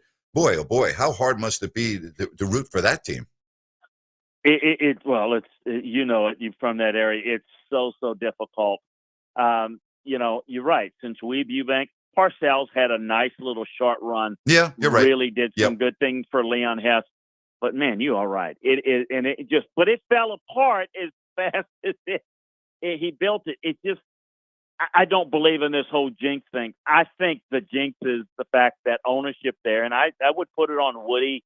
And I think some of it when he left to kind of go to become the ambassador, working in the previous presidential administration. I think he lost a little bit of organizational structure. I still think Woody struggles a little bit in kind of how to run a team and how to recognize certain things. No, it's to me, it's not that they won't spend money. Mr. Hess would spend money, but you had a lot of issues when Mr. Hess was there. You had Steve Gutman, who was the president. That was part of the problem. It was the reason why, and again, I'm not saying, I'm not taking sides, but it's the reason why Belichick wanted out of there, because he didn't want to deal with Steve Gutman, the longtime president there. So there's still some of the how they do things, even with this new owner, that's just not real fundamentally sound and not rooted in football. And I think they end up hiring people in general manager and head coaching positions that are either not ready and are just willing to take a job because it's one of 32, or they're people that maybe butt heads with maybe how some of upper management, meaning ownership, it kind of deals with there's a little bit of a combative nature. So you look at problems, they're problems. I mean, let's think about this. Washington, I'll go back to Washington Redskins. Look at a great job Bobby Beathard and Joe Gibbs did. But the whole Dan Snyder ownership was a disaster. I mean, a disaster. Look at how they flipped it around. Better ownership, better leadership. It leads to better football decisions because you got better football people making football decisions. You give them a leeway. You don't interfere. And all of a sudden, things are turning around in Washington. I think what it is with the Jets, it's been a problem in upper management and ownership for a long time, and that was an issue. Look, the Giants, you're a Giants fan, you grew up. Sure. Remember when things were so bad, the league office said they appointed, basically. This is one of the more unique stories. Remember, they appointed and said, hire the personnel guy for Don Shula named George Young. Yep. George Young was hired as a GM. Yep. But basically kind of like the league saying, look, we can't have, one of the elite franchises. They were so bad. And then look at how now if you look at it, one of the best organizations to work for, if you're talking about scouts, personnel people, coaches, the Giants are as good as can be. But before that, there was real problems and there was ownership struggles and fighting and everything. So that's an example that there is hope to fix it, but you got to have the right people. And man, when you got the wrong owner, you don't fire those guys. I mean, Dan Snyder was run out because he went so far off the rails, he got pushed out of the league. But, unless you do something that bad, you got problems and you struggle. Chris Landry, LandryFootball.com. Final thing for you. My theme on the show today is sports travel. And in the last 2 years, I've taken my kids. They're older now. They're in their upper 20s. But we went to Tuscaloosa to an Alabama game, and we went to Knoxville to see a Tennessee game. So I have a feeling I know what your answer is going to be. But if you could only go to one venue in the SEC, would it be where you are, a night game at LSU? Would it be maybe the Grove at Ole Miss? Would you go to Athens? But if you could only go to one game, where are you going in the SEC? Well, I've been to all of them. Let me answer it this way. So I'm going to guess you have not been to a night game in Tiger Stadium in Baton Rouge? I have not. It's on my bucket list. I just have not been able to work it out with my schedule. That's the one you need to go to. For me, I've been there so much, I may choose something else. But they're all, there's so many that are great. I think I would say Jordan Hare is great. You got to go see that if you haven't been to Jordan Hare. I've only been to two. I've only been to Tennessee and Alabama and Kentucky years ago. I haven't been anywhere else. Well, those are good. I would go to Auburn. You definitely got to go to Baton Rouge. Let's start there, and then we'll get to that. That's the two that you need to go to next. If you can get there, I would put that very high on the list. I think Alabama and I think Tennessee are really great. The other one I would say maybe the nicest college town would be Athens. So I think you need to go between the hedges too. So I'd give you three right now. I know I cheated and put one, but those are three I'd put on your bucket list. They're we'll get you. Then we'll get you around some more. on. Hey, Chris, love talking to you. We'll enjoy the football weekend. Enjoy tonight. We'll talk to you next Thursday. Hey, thank you so much, Grant. Take care. All right, Chris Landry, LandryFootball.com. Hey, football, as we know, is back, and so is your shot at big wins. With DraftKings Pick 6, the official daily fantasy partner of the NFL, your game day instincts can score you real money fast. Here's the play. Just pick more or less on 2 or more player stats from the breakout rookies. You got elite quarterbacks, and unlock the upside every snap brings. The better your calls, the bigger your payout. So you go to your DraftKings Pick 6 app. Like tonight, you're looking at the total yards for Josh Allen, right? You're going to go over or under in yards thrown. It's very simple. And here's the bonus. New DraftKings customers get $50 in bonus picks with just a $5 entry. So this season, play your player instincts. Download the DraftKings Pick 6 app now and use code KSAC. That's code KSAC. Play just $5. Get $50 in Pick 6 bonus picks. Make the call. Ride the upside. In partnership with DraftKings Pick 6. The crown is yours. Gambling problem? Call 1-800-GAMBLER. Must be 18 plus. Age and eligibility restrictions vary by jurisdiction. Void where prohibited. 1 per new customer. Bonus awarded is non-withdrawable. Pick 6 bonus picks that expire in 14 days. Limited time offer. See terms at pick6.draftkings.com/promos. Your phone calls next. 916-779-0929 here on Fox Sports Sacramento. Fox Sports Traffic, taking another look at the roadways. We got a hit and run crash, no injuries. This is on the northbound side of State Route 99 off ramp to Bond Road. Give yourself a couple of extra minutes as you exit off there. Heavy rush hour delays pretty much exist throughout all of Sacramento, especially eastbound, westbound US 50 in between Howe Avenue, 65th Street as you make your way to I-5. So give yourself about 35 extra minutes. With twice an hour traffic, I'm Andy Bass for Fox Sports Sacramento. Traffic brought to you by Gabroods Electrical. Homeowners, for any electrical project you need done, trust the good dudes at Gabroods. Locally owned, 5-star service experts, and always transparent prices and solutions. Say goodbye to your electrical issues with Gabroods. GUBRUDS.com. Hey, come on in. Hi, Jack. In our subdivision? Yeah, I saw your Suburban out front, so I thought I'd see how your kitchen and bathroom model was going. We're delayed. Oh, watch your step. Waiting on subs. Contractors? Yeah. Oh, so you didn't go with Kitchen Mart. No, why? Nothing. That's just why we went with Kitchen Mart. They don't use subs. No subs? No subs? Yeah, with the exception of something very specialized, Kitchen Mart does everything in-house so they can finish on time and on budget. So your cabinets, countertops, plumbing, drywall, electric, and your contractor pulled permits, right? That's the law. Was he supposed to? Well, you mean supposed to? What'd I say? Sub. Sub? Sub. Remodeling your kitchen or bath? 20,000 ecstatic customers agree. No subs means Kitchen Mart's in-house designers, craftsmen, and installers do it right and finish on time and on budget. Kitchen Mart, with 2 showrooms in Sacramento and Rockland. Call 362-7080 or go to kitchenmart.net for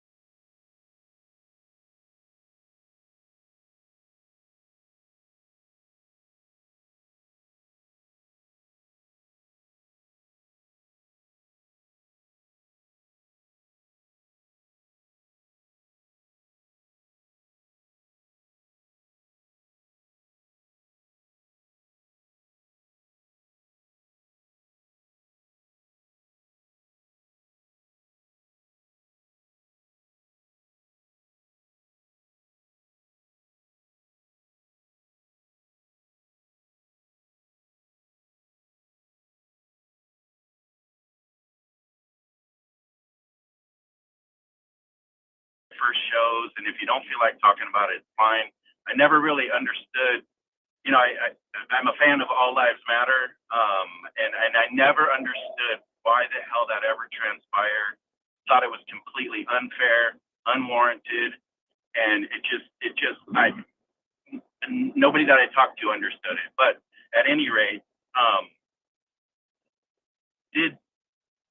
was there friction between, I know Carmichael Dave and Jason Ross? I didn't know if your friendships are intact. Was there friction? Obviously the parting of ways was not your choice. I'll be happy to answer it. And first of all, I appreciate your support. Thank you very much. I don't really want to go back and relive it, but I'm just going to say that Carmichael Dave's one of my best friends. He's a family member to me. And so there was zero friction at all. That period of time, I didn't understand it either. Today in 2025, I don't understand it because I've been blessed to travel the world, and I have run into very, very, very few people, actually one, to be honest with you, that had a problem with what I said. So, I have no problem putting my head on the pillow at night, but I want to get back to the first thing you said. I really appreciate you talking about me being a fabric of the community, because when Fox Sports Sacramento reached out to me for the first time, a little less than a year ago, I said I wasn't interested. And then they contacted me again a couple of months ago, and I kept on hearing from people like yourself via social media, on the podcast that I do, many shows with Ryan, from the fans saying, man, we miss you. We wish you were back in Sacramento radio, blah, blah, blah. And at this point in my life, I'm really happy, but I wanted a challenge, but I wanted to be reconnected in a different way from a podcast to the community of Sacramento. And as I thought about it, after Fox Sports Sacramento contacted me for the second time, I slept on it for, 2 weeks, 3 weeks. And then I got back to them and I said, I'm ready to do this. I'm 100% committed. Let's see if we can work out a deal and make this happen. And we did.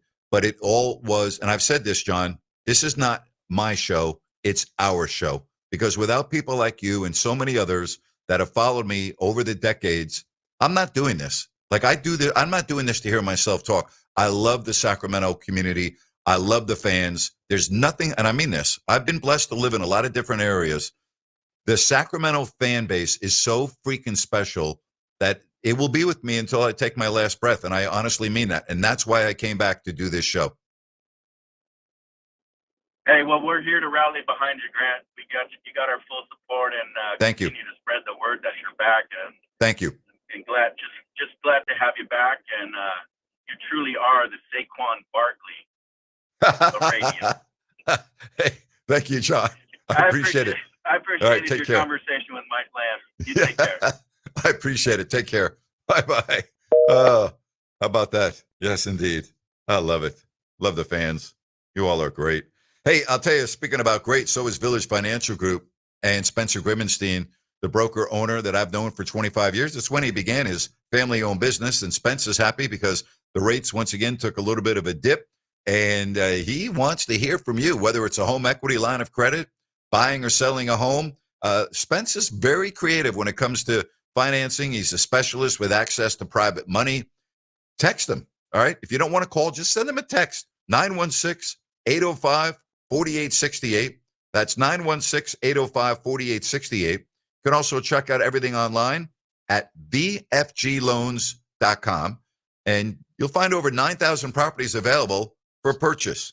And be sure and call for the Investors Special.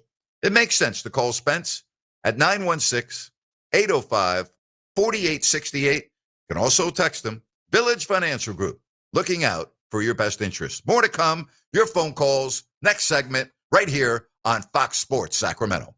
How bad does Cameron Cade want it? Sports fans, finally, a horror film with a football twist. Check out Him, the IMAX experience, playing this week at the Esquire IMAX Theater in downtown Sacramento. In this game, violence is rewarded. So learn to enjoy it. Greatness demands sacrifice. The next great quarterback descends into a world of terror and trains into something darker. The best theater to experience Him is on the Esquire IMAX Theater 6-story screen. Grab your reserved seats today at imax.com/Sacramento. Hey, come on Hey, in. guys. Hi, Jack, in our sub division? Yeah, I saw your Suburban out front, so I thought I'd see how your kitchen and bath remodel was going. We're delayed. Oh, watch your step. Waiting on subs. Contractors? Yeah. Oh, so you didn't go with Kitchen Mart? No, why? Nothing. That's just why we went with Kitchen Mart. They don't use subs. No subs? No subs? You know, with the exception of something very specialized, Kitchen Mart does everything in-house so they can finish on time and on budget. So your cabinets, countertops, Subbed. plumbing, Subbed. drywall, Subbed, electric, subbed. and your contractor pulled permits, right? That's the law. Was he supposed to? You mean supposed to? What'd I say? Sub. Sub? Sub. Remodeling your kitchen or bath? 20,000 ecstatic customers agree. No subs means Kitchen Mart's in-house designers, craftsmen, and installers do it right and finish on time and on budget. Kitchen Mart, with 2 showrooms in Sacramento and Rockland. Call 362-7080 or go to kitchenmart.net for a free home appointment. Kitchen and bath, no one does it better than Kitchen Mart. The most trusted name in kitchen and bath remodeling since 1976.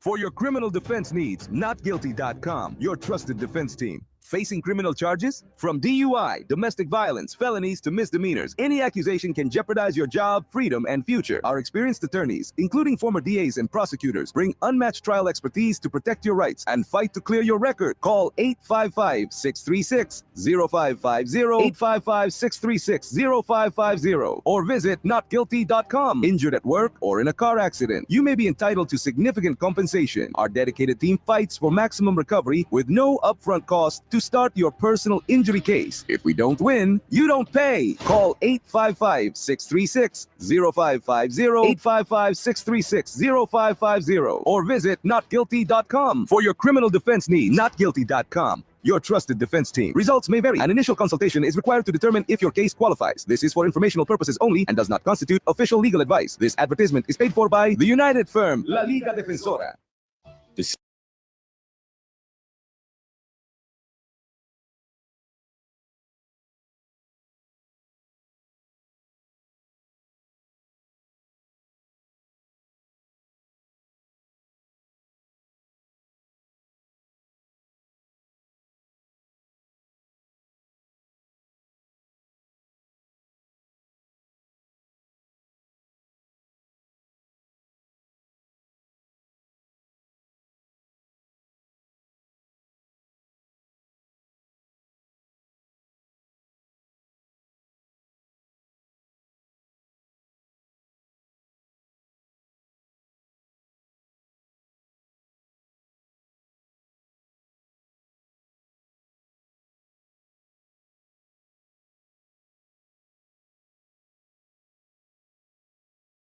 On YouTube if you don't like that. All right, Rhino, so here's my travel question for you.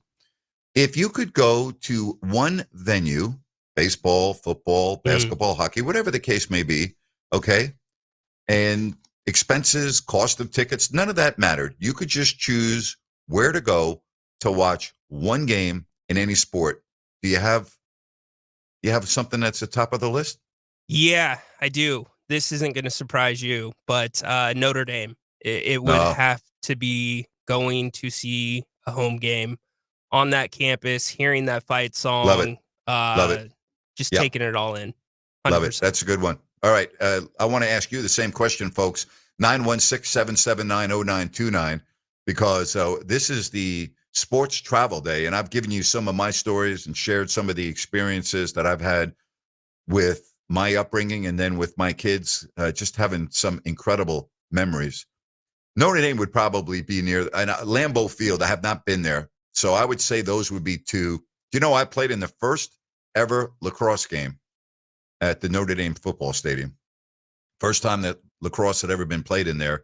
And it was so cool just being in the visitors' locker room and trying to visualize walking down the stairs and coming through the tunnel and walking into the end zone. I mean, obviously I was playing in an empty stadium, but I closed my eyes and was just trying to think about how awesome that would be to come out of that locker room in a big, big game. Let's get to Matt in Washington right here on Fox Sports Sacramento. Hello, Matt. Hey, how you doing, Grant? Good, Matt. Thanks for calling the show. Yeah, I just wanted to call and say, man, I'm glad you're back with the squad, and just good to hear your voice again. And happy to hear you this winter when we're watching the Kings basketball. Hey, man, I really appreciate that. How long have you been up in Washington? About 2013.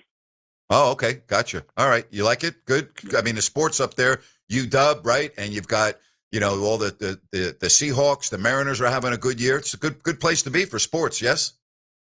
Yes, sir. Yep, I'm waiting for him to get an NBA team so I can come watch the Kings and not have to travel so far. Yeah, I think it's going to happen. I'm surprised it hasn't happened yet, which makes me a little bit nervous, Matt. Like, it's 2025, and Adam Silver over the last couple of years has kept hinting at it. And then recently he said nothing's imminent. Like, hello, let's go. Get Seattle a team. You know what? Memphis doesn't need a team, and I mean that because it's terrible. New Orleans, terrible. Move one of those teams to Seattle. Yep, exactly, man. Thanks for the call, Matt. Have a good night. Yep, thanks, man. See ya. I appreciate it. And no disrespect if you're a Grizzlies fan or you're a fan of the Pelicans. I'm just trying to be honest, I don't know. I'm looking at those two franchises and I don't see how that's going to work. I just don't. I really don't. 916-779-0929.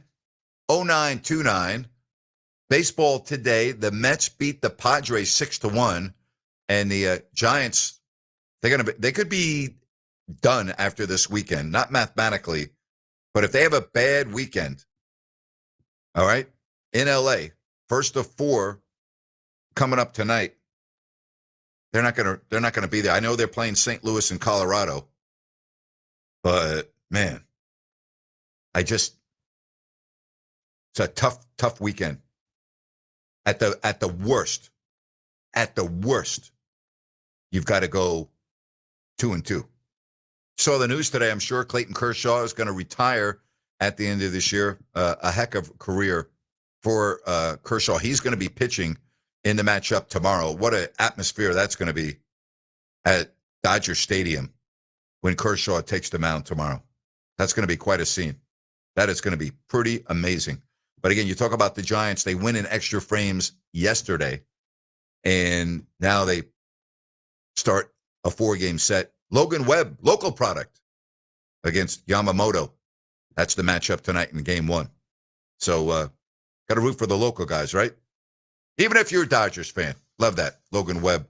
What a great story from our area. Again, 916-779-0929. What's the one venue you would go to travel to if you had that opportunity? Notre Dame's a good one, man. I like that. I think Lambeau Field for me, I would probably choose that. I would love to go to a game at Notre Dame. I've never been to a football game. I've announced games at Notre Dame. I've announced a basketball game there. I've announced hockey games there. But I've never been in the stadium. Never have been in the stadium for a football game. Played lacrosse in there. We used to play lacrosse at all the big stadiums. I played at the Horseshoe, played at the Big House in Michigan. But that was very cool being at the stadium at Notre Dame. Very, very cool. So again, if you want to give me a shout on that, do so at 916-779-0929. Again, that's 916-779-0929. We take your phone calls, and you can also leave a message on the stream, Fox Sports Sacramento, on the YouTube page, and use the chat. All right? Let's get to some more phone calls right here on Fox Sports Sacramento, and we go to Roseville, and we say hello to Arnold. Hi, Arnold. Grant, it is so good to listen to hear your voice, my friend. It has been way too long. I don't know if you recall. I used to call you years ago, and I will tell you to this day, I have never called your former employer back, okay, since that day. I've listened to you on YouTube, in your podcast, and just to be in my car and to hear your voice on the radio, my friend, it is so you, and it fits you so well. So I'm very happy to hear your voice again. Thank you, Arnold. Appreciate your support. I just got through one of those metering lights to get on the freeway, Grant. I know you used to lose your mind over those. I just finished it up. I'm on 80 going down to Loomis. But hey, I guess for me, I got two young boys, 9 and 7. I mean, for me, like I've done a lot of great sports experiences. I know you got to go your what I would do for me, if I had to pick one, it'd probably be a World Series with them. But we like to play sports as well. So when they get a little older, we play a lot of golf. Take them out sometime when they've earned it.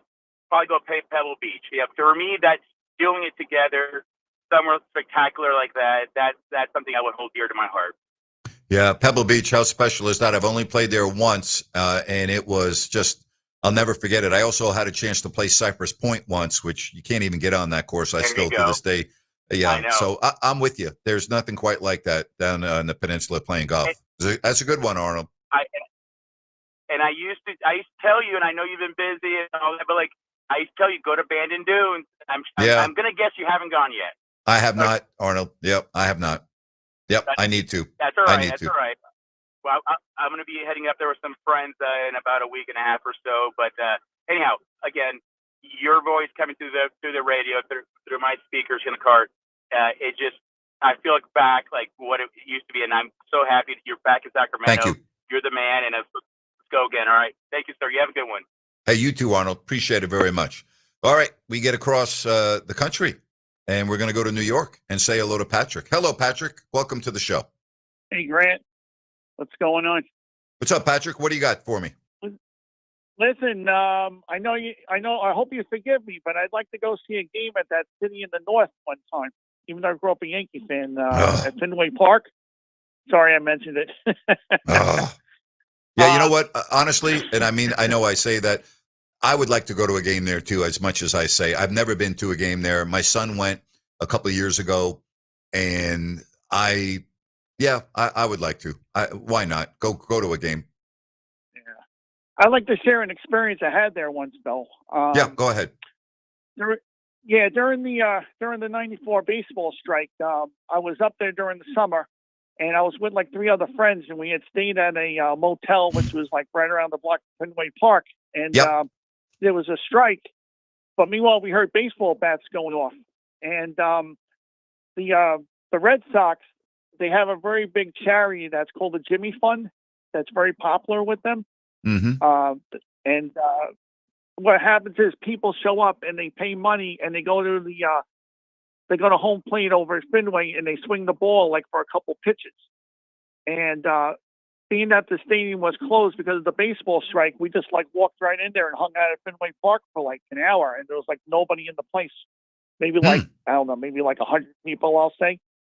And it was a great experience. I mean, just to sit there and to see all the facade and everything. And I'd like to go see a game there maybe once. It was a lot of fun. And it was for a good cause, too. There was people like going up there to swing in the bat for cancer. So good job, Patrick. Good. Yeah, for sure. Absolutely. You have but a good night. I'll still call to see you from the north, though. Yeah, no, I'm with right. you, buddy. Take care. Hey, have a good night. All right, take care. Hey, Bye-bye. Grant, I think Patrick should make sure that he's not wanted just walking into Fenway. Yeah. I told you my only time I was in Fenway Park, it was in the middle of February in the Red Sox clubhouse with all my Yankee stuff on. Yeah. But that would be pretty cool to go to a game there. But have like Wrigley Field, I'll never forget when I went to Wrigley Field, because I was working when I went to Wrigley Field. And on opening day, I did a stand-up in left field for TV. And when you're in the bleachers at Wrigley Field, the left field chants, right field sucks, and the right field fans chant, left field sucks. So it goes back and forth. Left field sucks. Right field sucks. Like it's back and forth. And I'm trying to do my TV work. I'm standing on opening day, a day game in Chicago at Wrigley Field. And I'll never forget that. But I've been to Wrigley Field a number of times, and it's just like a special place, right? It's pretty cool to go watch a game there. I'm going to hit you with this question at the end of the hour, but did you ever cross paths with Harry Carey? I never did. And I used to watch him all the time and would watch. Well, they were the only game on during the day. So that, on the superstation, WGN, if you wanted to watch baseball, there was no other games on during the day. It was because the Cubs always played day games. And he and Steve Stone, Harry Carey, I mean, what can you say about him and the entire Carey family? You know, it was funny. His son, Skip Carey, who was the longtime announcer in Atlanta and did the Atlanta Hawks games for years, he was announcing a Hawks game once, and the game kept on going on and on and on. And he said, I'm going to tell you something. The final 2 minutes of these NBA games have lasted longer than some of my marriages. It was like a classic line. So the Careys, you know, there's Chip Carey. Then, you know, you have the other Carey doing the A's. I mean, like Carey's, the announcing tree of the Carey family is unbelievable. I had no idea there was that many Careys. Oh, my gosh. Yeah. Harry Carey, Skip Carey, right? Chip Carey, Chip's son now doing the A's. I mean, it's unbelievable. It's great. Yeah. That is Four generations. How about that? Yeah, it was so random. Like you said, here in Sacramento, if you had a cable package, you usually had WGN, which was the Chicago-based station. So yeah, we got as many, unless you were signed up for super package, as many Cubs games, it seemed like, as we got local games early on. Well, WGN was a super station all over the country. They and TBS were who carry the Braves, but WGN, because they didn't have lights at Wrigley then, their games were on all the time, and WGN was all over the country. I mean, no matter where you were in the country, there was a good chance that the TV provider in that city had WGN. So most people, that's how I think the Cubs became so popular with their fan base, because that's all you could watch. I'm with you. They had a morning show too before the WGN news. It was a precursor to that, and I think it was Bobo the Clown. Bobo How about that? The Clown, yes. Well, I remember when I worked in Illinois, and the sports director at the NBC affiliate there, Channel 3, ended up taking a job at WGN as a sports anchor. And I remember back then in 1985, 1986, whatever year that was, how neat that was, that Dan Roan was going, and he's still there, going from, you know, Champaign, Illinois to Chicago at the sports monster WGN. Like, even to this day, I remember how cool that was. And I've known Dan for a long time, and it was very, very cool, because if you worked in that part of the country, a lot of these sportscasters, their big aspiration was to go work in Chicago. Mark Shanowski, who used to work also at, and they had two NBC affiliates in my market. He is working, doing sports in Chicago, and I'm very happy for him. But it was like their goal for a lot of people that work there was to go end up in the Chicago market for obvious reasons. It's the number 3 market in the country. It was kind of the TBS before TBS and TNT had the NBA and whatever they added on sports-wise early on. Yes. Because I think you got some Bulls games too on WGN once in a while. Yes, you did. Yes, you did. So, yeah, good job on your part. Hey, don't forget, coming up next hour, we're going to continue on this theme. So I want your favorite travel story that's sports. Where did you go? Who did you go with? What do you remember the most? Was it with your son, your daughter, friends, father, mother? What sticks out to you when you think back of, even if it's going to a Kings game, maybe a River Cats game, whatever is special to you? Give me a shout. 916-779-0929. Coming up on the show tomorrow, Bob Valvano at 4 o'clock, Damon Bruce at 5 o'clock. We get you ready for the college and football weekend tomorrow. And then looking ahead to next week, it's a Ryder Cup week. Can't wait. Steve Sands, NBC Sports, the Golf Channel, will preview the Ryder Cup on Tuesday's show. 1 hour left right here on a very busy Thursday, getting you ready for the game tonight with the Dolphins and the Bills. And your calls coming up next here on Fox Sports Sacramento.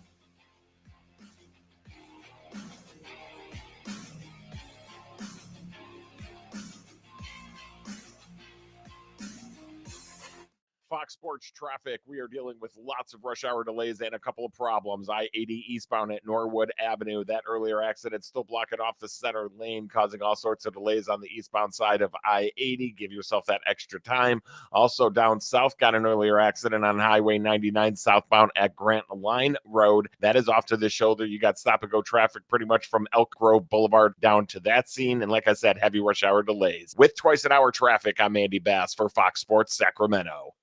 For more than 4 decades, Sierra Pacific Home and Comfort has been trusted by home and business owners for their professional expertise in heating, air conditioning, and solar energy.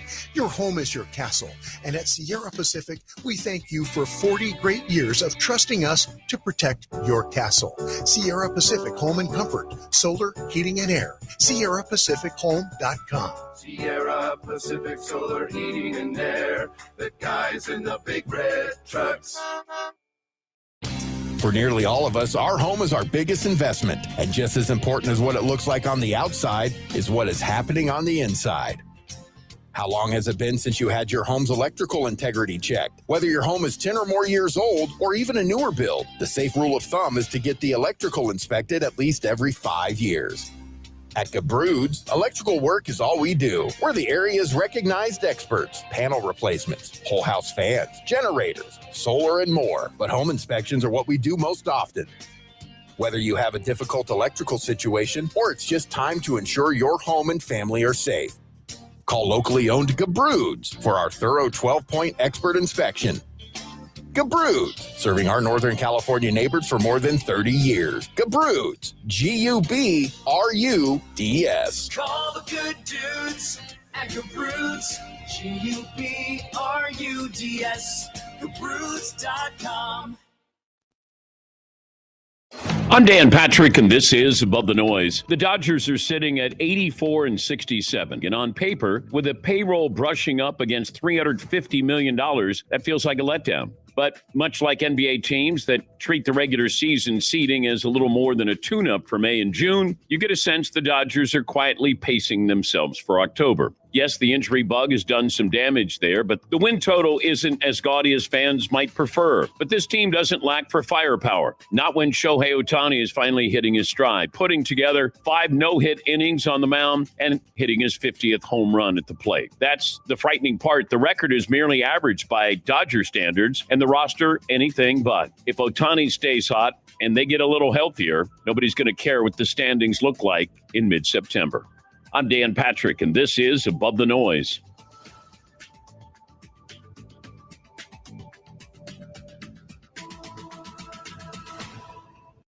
Pickleball is the fastest growing court sport in the world, and no one makes playing pickleball safer, more comfortable, and quicker on your feet than Tyrell. Tyrell is the first purpose-built shoe made specifically for playing pickleball. Tyrell shoes are made with the famous Vibram outsole. Remember, Tyrol. If you want to elevate your game, you want to play longer, more comfortably, go to TyrellPickleball.com and experience how Tyrell can help your game while making you look like a real pro. Whoa! Jason Kelsey just found out that NFL Sunday Ticket now lets you subscribe month to month. Yeah! He just realized you can join and cancel anytime. Ha-ha! Now that's what I'm talking about. Now he just found $1 in the sofa. Yeah! And he just saw a great parking spot open up. Look, just because Jason's easily excited doesn't make NFL Sunday Ticket month to month any less great. Right, Jason? Yeah. Get NFL Sunday Ticket month to month and cancel anytime. Woo! Sign up at NFLSundayTicket.com. Renews every month during the 2025 regular season. Cancel anytime. Terms and embargoes apply. No refunds. Commercial use excluded. Grant Napear is back every weekday afternoon, 3 to 6. This is Fox Sports, KSAC 890 AM Olivehurst, K284CM 104.7 FM Sacramento. Good afternoon, ladies and gentlemen.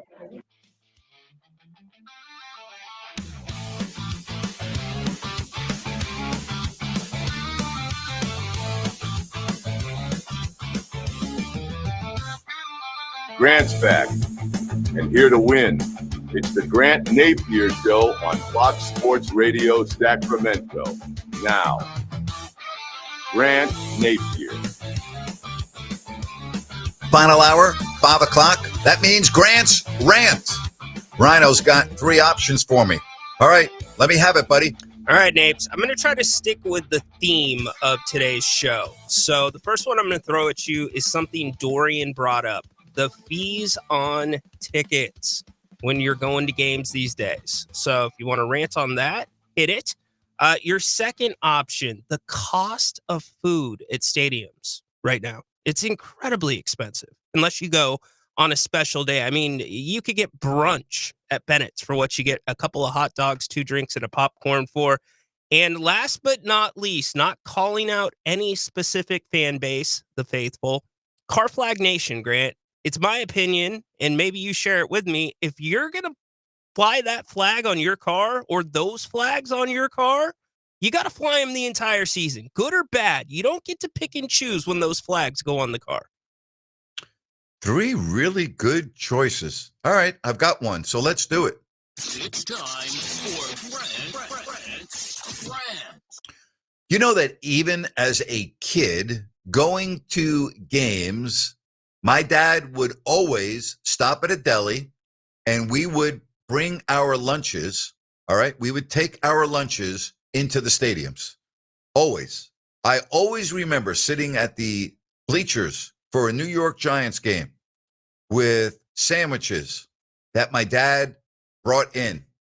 Shea Stadium, lunch brought in, big deli sandwiches. We used to stop at a place in Syosset, Long Island called Village Hero, and they had the best heroes, basically subs for, depending on what type of part of the country you live in.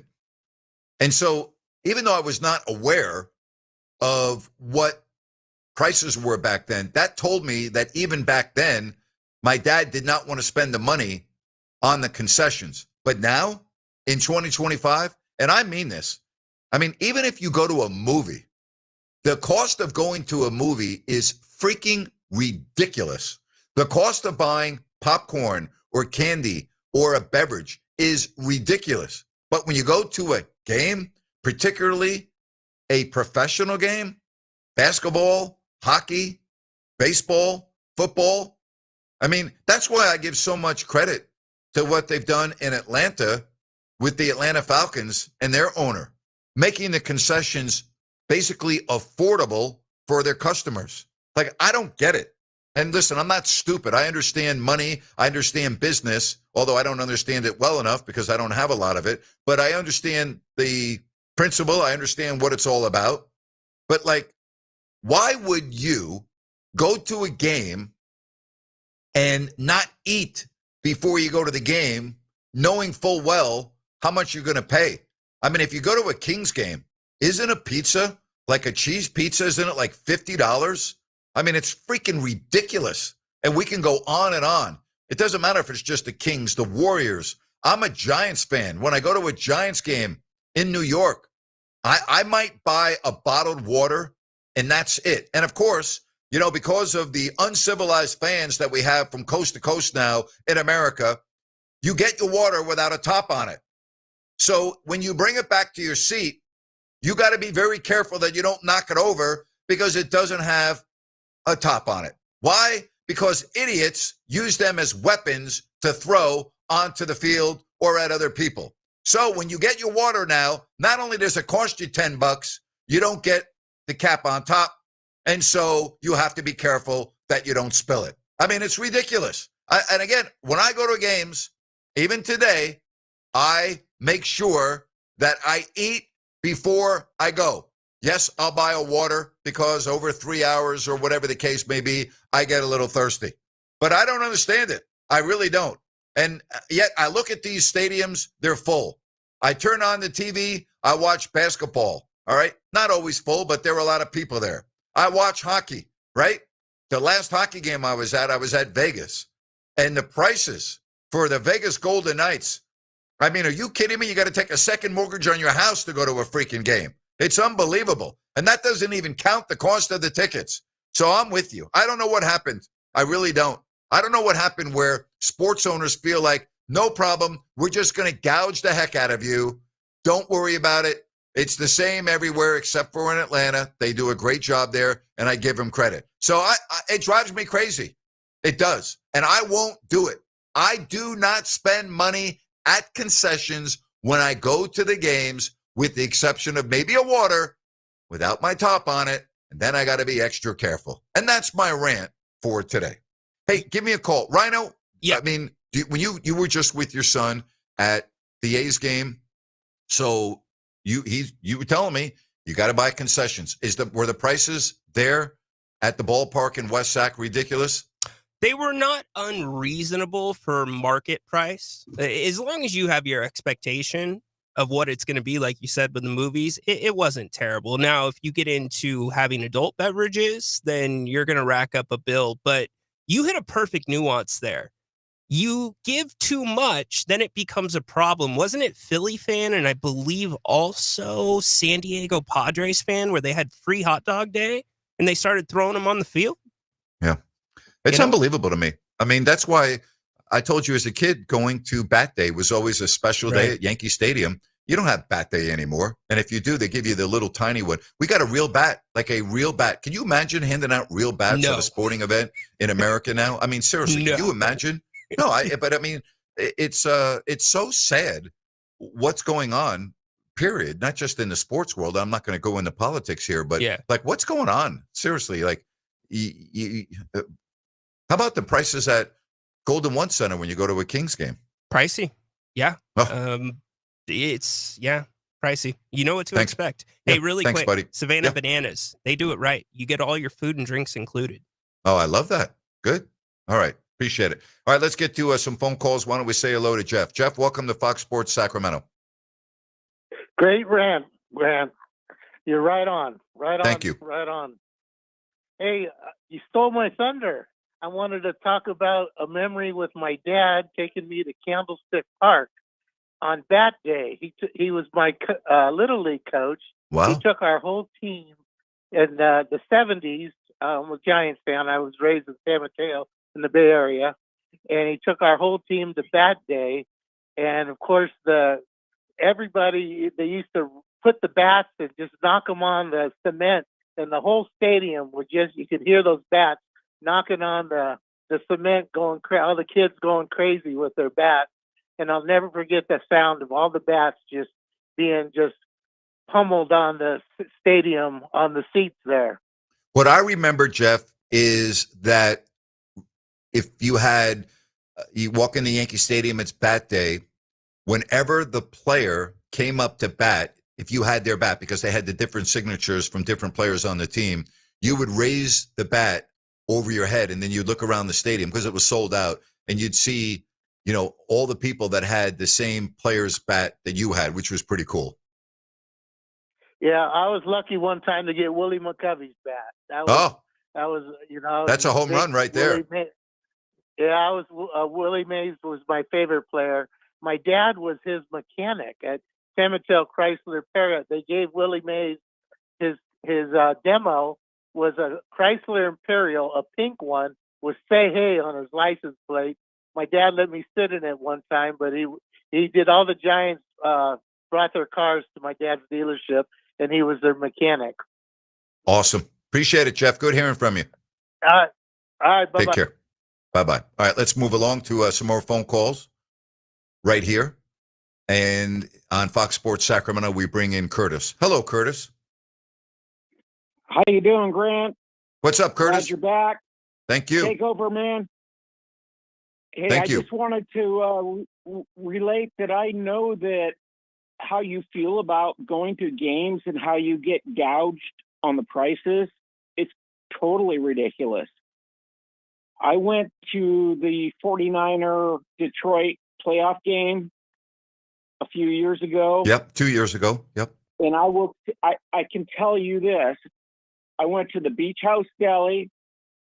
I'm not going to tell you which location because it doesn't really matter. Bought up a bunch of subs. There was 4 of us. Bought a bunch of sub sandwiches, packed them in the cooler. We grabbed one beer, and then I sat the rest of the game. I only bought one beer, but it was like over $20 for one beer. It's unbelievable. It's crazy.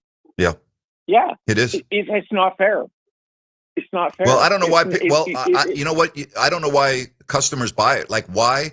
And I'm not stupid. I know people that do go to sporting events. They do like to drink. At least I've seen that with my eyes. But like at some point, there has to be principle involved. I'm not spending $20 on a beer. I don't care where I'm at. I don't care how much I want a beer. I'm not doing it. That's just me. I don't understand why so many people do it. If people stopped drinking beer at the stadium because of the prices, they would lower the prices. Yeah. Well, it's like you go to the movie theaters. It's like, it's like you I'm going to pay $20 for a box of popcorn. It's it's the same thing. You can't get gouged, and it's not fair to people. And I'll tell you what, I had just as good a time. I did spend my $20 once I walked in the door. I got one beer, and I made it last. I'm like, that's it. I'm not drinking any more beer. I'm just going to have one beer for the whole game. Curtis, thanks for your thoughts. You have a good evening. Appreciate the phone call. You, sir, Grant. Keep on. Right, bye-bye. Thank you. Sorry, I cut you off while you were talking. I apologize. 916-779-0929. Again, we're talking sports traveling memories. What comes to mind? What's the best sports trip you've ever been on? Talking about that today. And if you could only go to one venue for one game, where are you going? What's going to be the one you choose? Give me a shout. 916-779-0929. Why don't we get to Bill in Sacramento? Hi, Bill. Hey, Grant. First time, long time listener. And glad Thank you, you're back. Bill. Appreciate it, Bill. It's great to have you on the program. Thanks. My memory, actually, I've been to a few games, but I just have to be in Chicago, and I had the chance to go to Wrigley Field, which was great, and they were playing the Giants, so it made it even better. And then watching the pregame batting practice with Barry Bonds, smashing them out of the park and actually smashing windows in the adjacent buildings that are out in the outfield. It was pretty amazing. Batting practice. I've always loved watching batting practice. I think it's one of the coolest things to do at a sporting venue. Yeah. If you get there early and it's so cool to see batting practice. Yeah, it was fun. And then they won, the Giants won, so it was nice. And so I met a lot of other guys there from Lodi and other Bay Area cities, and we sort of met down there behind home plate and just talked for a while about the Giants and Wrigley Field and stuff like that. So it was a great trip. Thank you for sharing, Bill. I appreciate it. Okay. Bye-bye. Let's get to Rockland.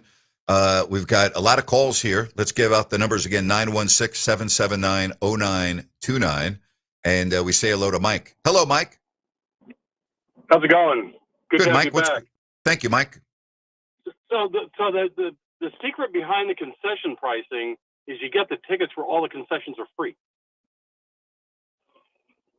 It actually probably pays for itself as well. Yeah, well, that would be great if everything was included. Right. No, my travel story was going to Yankee Stadium a few years ago. I got tickets. You've been to Yankee Stadium, right? Oh, yes.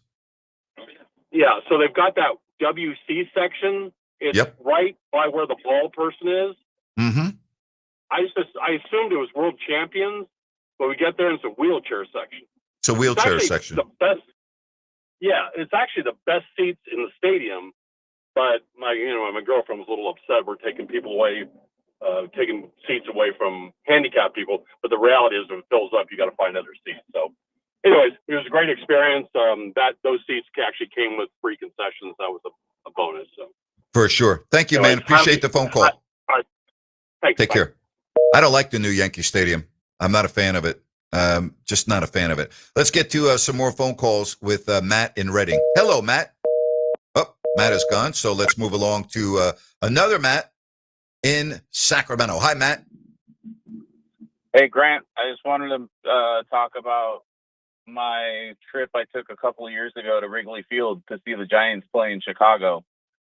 And I'll tell you, as much as I love going to Oracle in San Francisco, Wrigley Field has one of the best fan experiences I've ever been a part of. It's amazing. It's truly amazing. Yeah. I think everyone should try to experience that at least one time. It's incredible. And if your listeners ever have a chance to take the tour of Wrigley Field, I would highly suggest that too. And you get to see where Al Capone used to sit. You get to sit in the broadcaster's booth. A lot of history in that stadium. Well, no kidding. If you're talking about Al Capone and where he used to sit, I didn't even realize that. That's pretty amazing. Yeah. All right, Grant, have a great one, and it's good to hear you back on the radio. Hey, thank you, Matt. Appreciate the phone call and your support. All right, we got Matt in Reading who's back with us. Hello, Matt. Hey, Grant. Hey, so yeah, I had a cool story. Went and saw the first game that NBA let fans to after the whole COVID lockdown. Me and my wife flew out to Miami, and it was pretty cool. They had the COVID sniffing dogs as we were coming in, and we all had our own section. And it's kind of one of the most unique sports experience I've ever had. What do you mean you had your own unique section? Because of the spacing between customers next to you, there was very few people in the arena. Is that what you meant? Yeah, so I think there was a split of 30 seats in between each set of there's 2 seats and then 30 seats between us. So you almost felt like you were in your own private section, and yeah, it was pretty wild. Speaking of that, when I that year in Miami, I went to the Alabama-Ohio State national championship game, and there was only, I think, 11 or 12,000 people that were allowed in the stadium. And I'll never forget this. I told the guy, I just met everyone that weekend. I had one really good friend, and he introduced me to the other Alabama fans. And we had a great time for like 3 days leading up to the game. He said, I'm going to get you a ticket. I'm like, no, don't get me a ticket. It's not that big of a deal to me. I don't want you to spend the money. He goes, no. I want you to be with me and my son. His son was in the band at Alabama, but they weren't playing at the championship game that year due to COVID. So he was at the game, and he goes, no, I'm going to buy you a ticket. I go, David, don't buy me a ticket. That's a waste of money. He ended up spending $1,500 for my ticket, which I still couldn't believe it. But anyway, I know what you're talking about because I was at Hard Rock Stadium to watch the national championship game, Ohio State and Alabama, and there was like 10 or 11,000 people in there. So I know that's kind of a different experience, isn't it? Yeah, it was awesome. And I think the craziest thing, it was just like the COVID sniffing dogs as you're walking into the stadium. Yeah, I've never seen that. COVID sniffing dogs. What are they? I mean, what are they sniffing? I don't understand that. I don't ever remember that, but okay. Interesting. Hey, Matt, appreciate you calling the show. Thank you. All right, let's get to Carmichael, and we say hello to Bob right here on Fox Sports Sacramento. Hi, Bob. Hi, Grant. This is Bob in Carmichael. Fireball, Bob. A little golf story. In 1966, my dad and I brought the family from Iowa to California. We went in L.A., we went up Highway 1 and moved into Santa Cruz. A few months later, we look and there's a U.S. Open up in San Francisco at the Olympic Club. So we drive the rest of the way, Highway 1, and we go on, and we're watching. That's the year Billy Casper beat Arnold Palmer 5 strokes in the last 9 holes. Wow. We're walking out there. We get to 17, and there's Ben Hogan, 53 years old, in 10th place on Friday. How cool is that? Ben Got Hogan. to see my hero. He's been my hero since 1959 when I was a high school golfer. You want to, Bob? Story. I've got a story that you might like. This is very, very fun to talk about. When I moved to Sacramento in 1987, the senior tournament, the Senior Gold Rush, was played at Rancho Murrieta on the North Course, and I interviewed my. I just moved to Sacramento. I think I'd only been in Sacramento a week or two. The first interview that I ever did for Channel 31, I interviewed Sam Snead on the putting green at Rancho Murrieta, and to this day, it's one of the coolest things I've ever done. Like, I couldn't believe I was talking to Sam Snead. He was so cool. Yeah. He was great. But Love Ben it, Bob. Hogan was my hero. Oh, for sure. Love it. Great story, Bob. Thank you very much. Hey, if you want to get in on the program, easy to do so, 916-779-0929. Again, that's 916-779-0929. Let's get to Lynn in Sacramento. Hi, Lynn. Grant, how are you doing, man? Great topic. Thank you. You know, what's funny about you, Grant, is I always would laugh when you talk about travel, and you will go off with the airport codes, and you know exactly which city it is. I don't know if Rhino can hear me, but Rhino, this one time, Grant took a flight on an airplane just to fly on it, yes, go to a city and turn around. Do you remember that story? Yeah, I do. Yeah, That's crazy how much you travel. Yeah. So my craziest was back in 2014. I went with my son and we went to 2 races. One in Sonoma. It was a Friday, Saturday Sunday over at the Sonoma Raceway. And then a week later, the Saturday, we flew down to Fontana and catch the Indy cars on the night time. So we did 2 races in like 6 days. That was probably my craziest thing doing that. Yeah, I know. You know what? I know you are addicted to motorsports. So that's very cool. That's very cool. And on my bucket list, Grant, I want to go IMS, and hopefully in 2 years for my big birthday coming up, I'll be able to go there and check it out in 2 years. Lynn, appreciate you, man. Thanks very much. All right. Bye. We'll come back. We'll take more of your phone calls. I like this as we're rolling right along here in the third hour. 916-779-0929. Give me a call. Grant Napear, Fox Sports, Sacramento.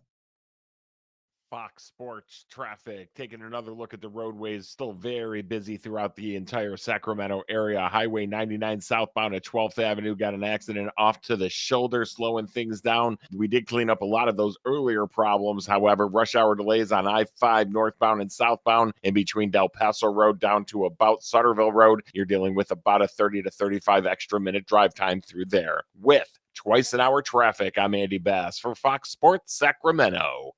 Hi, it's Margot from Bennett's Restaurants. Who says Mondays have to be boring? At Bennett's, Mondays are made for wine and dine. For just $65, enjoy 2 full entrees, 2 salads, and a bottle of wine. Perfect for date night or dinner with a friend. That's a complete dinner for 2 with wine. Treat yourself to our crave-worthy favorites, like our prawn linguine or short rib with mashed potatoes. Join us this Monday in Roseville, Rockland, or Sacramento. Reserve now at bennettsrestaurants.com. Make Monday the new fun day at Bennett's. Football is back, and so is your big shot at big wins with DraftKings Pick 6, the official daily fantasy partner of the NFL. Your game day instincts can score you real money fast. Here's the play. Just pick more or less on 2 or more player stats from breakout rookies to elite quarterbacks.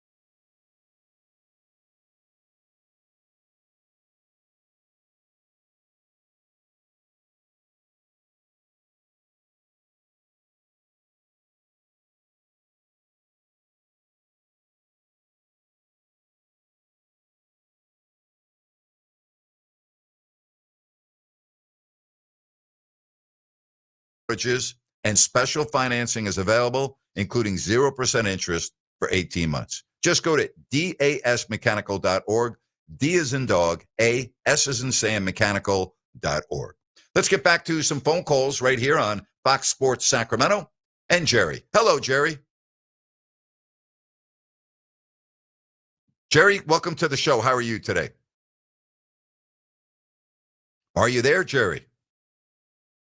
All right. Let's get to Rick. Hello, Rick. Hi, Grant. How are you? Whoops, sorry. I just wanted to say, for many years you got me home from work, and I love listening to your show. And Thank you. This was many years ago. You were broadcasting from the Red Lion Inn, and you were giving away Kings tickets. So I lived pretty close to there, so I pulled in and went inside, and you were broadcasting with Jack Reynolds.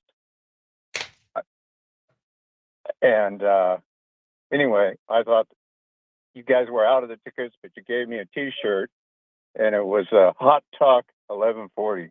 Oh. I don't know if you remember that. Yeah, long time ago. Yep. Yeah. Anyway, I thought that when you broadcasted with Jack Reynolds, that you guys were a great team. Anyway. Thank you very much. You take care. Okay, thanks. Goodbye. All right. Jerry Reynolds, the one and only. Yes, indeed. All right. Again, give me a call, 916-779-0929. Don't forget tomorrow, Bob Valvano at 4 o'clock. We're going to talk a lot of basketball. He's got some great stories with sports.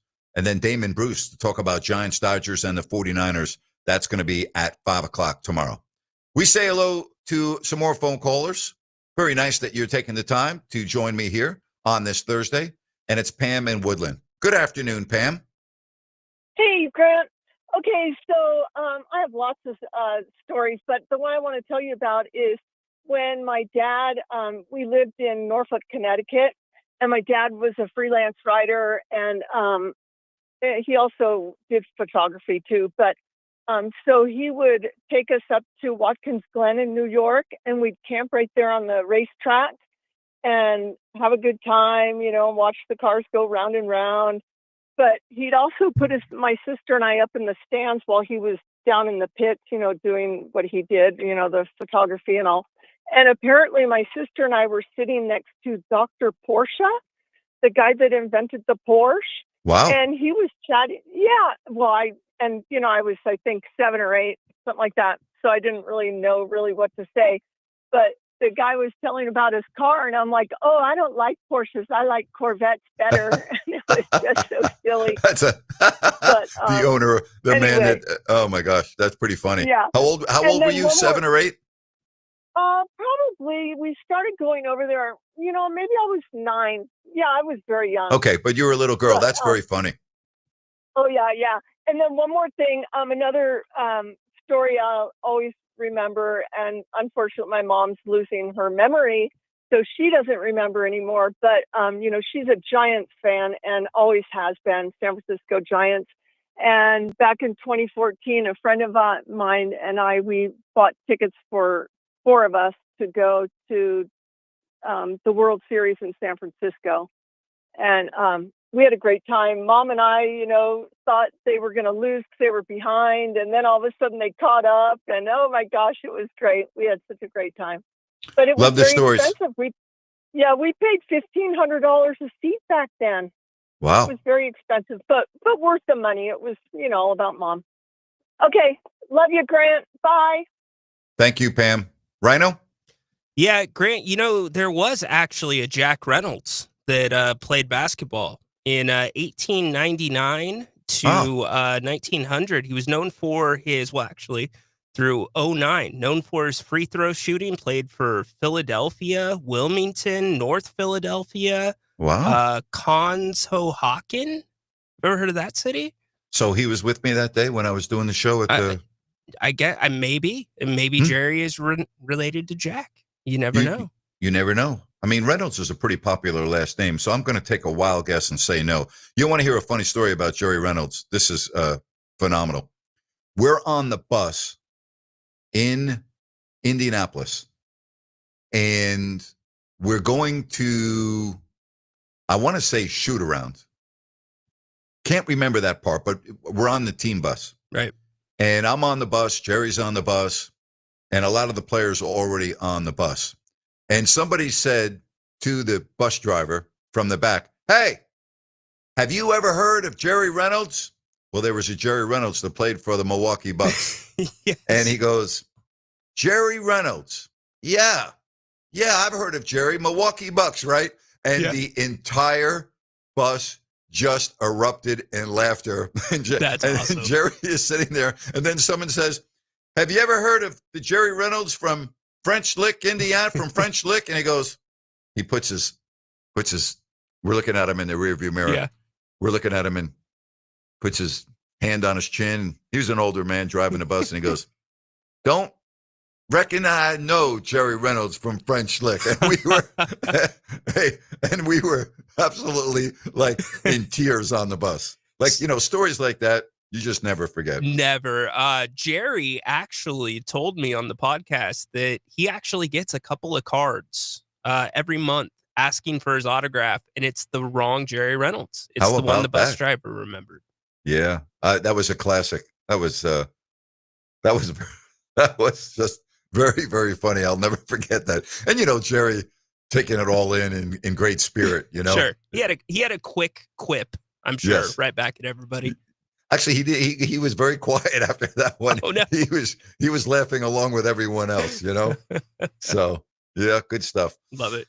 Love it too. All right, again, folks, if you want to get in on the program, you still have time to do so at 916-779-0929. That's 916-779-0929. Huge series beginning in LA tonight for the Giants. And with the Mets already winning, this is a really big game. Logan Webb against Yamamoto for the Dodgers tonight in game 1 of the 4-game set. They're all tied in Buffalo. Thursday Night Football, 7 apiece, with 4 minutes left to go in the first quarter. Talking about your favorite travel sports memory. What sticks out? Huh? What sticks out? What's the one travel memory that is number one on your list? And it's interesting because I can't come up with a number one, but I guess if I did, it would be going to the Super Bowl with my boys. I would have to separate my number one travel memory with my dad and brother. Well, I've always told this story, and maybe if you're fairly new to the show, I was, I think, 5 years old, and we were going to the Giants-Cowboys game in December at Yankee Stadium, and it was a very cold day. And my dad said, make sure you wear 2 pairs of socks. I said, okay, make sure you wear 2 pairs of socks. And we get in the car. He goes, you got 2 pairs of socks? Yep. Anyway, long story short, we get to the game, and I'm complaining to my dad that my feet are cold. And he looks and he goes, I thought I told you to wear 2 pairs of socks. I said, I'm sorry, Dad. And my dad takes off his socks and gives them to me and says, now shut up and watch the game. And my dad sat there in the second half of the Giants-Cowboys in December with his shoes on and no socks. Now that's love, right, Rhino? That's love right there from a dad to his son who loves his football team, that doesn't want to be bothered anymore, that is sitting there in freezing temperatures with no socks on in his shoes and telling his son to shut up and don't bother me anymore. Is that a classic or what? That is classic, but I do have to ask, why was Bert not wearing 2 pairs of socks? Yeah, that's a great point. My dad's tough. My dad didn't need to wear 2 pairs of socks, and that's a great point. I was always wondering that. I never did ask him, but my dad didn't need to do that. My dad was tough. So I've been answering phones and doing stuff behind the scenes. So maybe I missed it, but I'm going to flip the script on you and ask you the same question that you asked me. Only one sports place you can travel to that you've never been. What is it? In the United States, yes? Sure. Okay. I'm probably going to go to Lambeau Field for a big NFL game. I'm probably going to do that because I've been to so many others. It wouldn't be anything in hockey or the NBA because I've already done that. I've been to a lot of NFL stadiums, but I've never been to Lambeau. So I would probably go Lambeau Field 1, probably Notre Dame 2. Yeah, that would be it. All right, again, give me a shout. 916-779-0929. Your favorite travel sports memory, or which venue are you going to if you can only watch one game? Elk Grove is our next stop, and Craig. Hey, Craig. Hey, Grant. Best memory. Bat Day, Oakland Coliseum, 1970. And I got 1970. I got a Sal Bando bat. He was my favorite player. That was some And I era got of Oakland A's baseball during that 70s. That was some era of baseball. Yep, and we'd only go to like 2 games a year, but we went from 70, 71, 72, 73. Wow. And I remember that bat day, got Sal Bando signed a ball for me after I got his bat. And then seeing Catfish Hunter on the mound, just throwing heat. You never forget that. I know. That's great. Never forget it. It was good times. Saw a lot of great players back then. 55 years ago. That's amazing, huh? 55 years ago. Yeah. Incredible. Wow. Yep. Thanks, Craig. Yep. Really It was a good appreciate the time. memory. All right. Take care. All right. Thanks, Grant. Thank you. I really appreciate it, Craig. Let's get to John next on Fox Sports Sacramento. Well, we lost John. So, you know what? That's my bad. John, call back. I hit the wrong button. I apologize, my friend. Sorry about that. All right. Tell you what. Why don't we take our final break? I'll come back and set up the phone calls. 916-779-0929. All right. We'll take the final break here on Fox Sports Sacramento, and I'll come back and we'll end the show with more of your phone calls. The Grant Napear Show, Fox Sports Sacramento. Fox Sports Traffic, taking one final look at the roadways. We're still dealing with some heavy rush hour delays, especially Cap City Freeway, pretty much anywhere from top of the town freeways. You make your way down to the 50 interchange. Same thing with I-5. Also, same thing with 50, US 50, anywhere from Howe Avenue over to the I-5 interchange and almost to the top of the town freeway. You're dealing with some heavy rush hour delays, but give yourself that extra time. With twice an hour traffic, I'm Andy Bass for Fox Sports Sacramento. Hey, come on in. Hi, Jack. In our subdivision? Yeah, I saw your Suburban out front, so I thought I'd see how your kitchen and bath remodel was going. We're delayed. Oh, watch your step. Waiting on subs. Contractors? Yeah. Oh, so you didn't go with Kitchen Mart? No, why? Nothing. That's just why we went with Kitchen Mart. They don't use subs. No subs? No subs? Yeah, with the exception of something very specialized, Kitchen Mart does everything in-house so they can finish on time and on budget. So your cabinets, countertops, plumbing, drywall, electric, and your contractor pulled permits, right? That's the law. Was he supposed to? You mean supposed to? What'd I say? Sub. Sub? Sub. Remodeling your kitchen or bath? 20,000 ecstatic customers agree. No subs means Kitchen Mart's in-house designers, craftsmen, and installers do it right and finish on time and on budget. Kitchen Mart, with 2 showrooms in Sacramento and Rockland. Call 362-7080 or go to kitchenmart.net for a free home appointment. Kitchen and bath, no one does it better than Kitchen Mart. The most trusted name in kitchen and bath remodeling since 1976. Ready to turn your idle equipment into cash? Purple Wave Auction is your solution. We specialize in no-reserve online auctions, bringing nationwide buyers to your doorstep.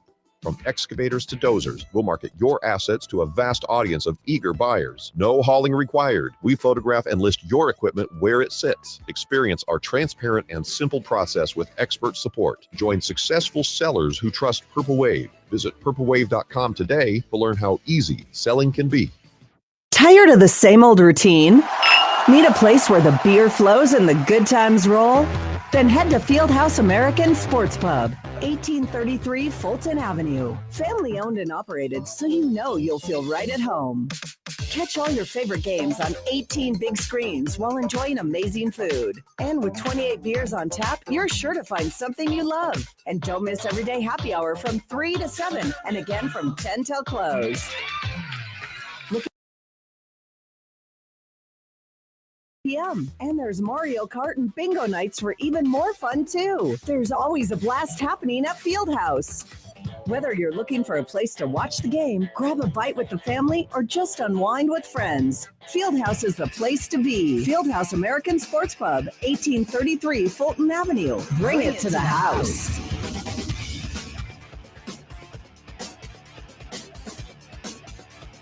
Hey, Sacramento. We've had the coolest and most comfortable summer in 30 years. And believe it or not, the cool summer has created a huge opportunity. Air conditioning makers are overstocked, and Sierra Pacific Home and Comfort has been given exclusive discounts to clear out that inventory. Why Sierra Pacific? Because the world's top brands know that Sierra Pacific installs their systems with precision craftsmanship and the most trusted warranties around. And right now, you can get a brand new high-efficiency system installed by Sierra Pacific at a special limited time price. And since many of these systems qualify for tax credits and SMUD rebates, you'll put even more money back in your pocket. This is a very limited opportunity. So call Sierra Pacific at 916-638-0543 or visit SierraPacificHome.com and schedule a free consultation. Sierra.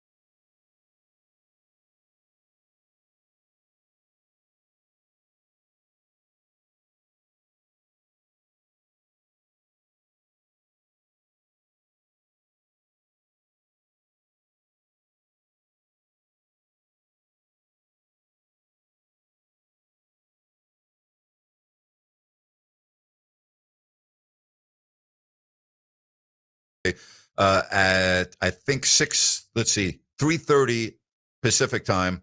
He's on the East Coast. It will be 6:30 for him, but we're going to have him on. I think you'll really enjoy that segment on Tuesday at 3:30.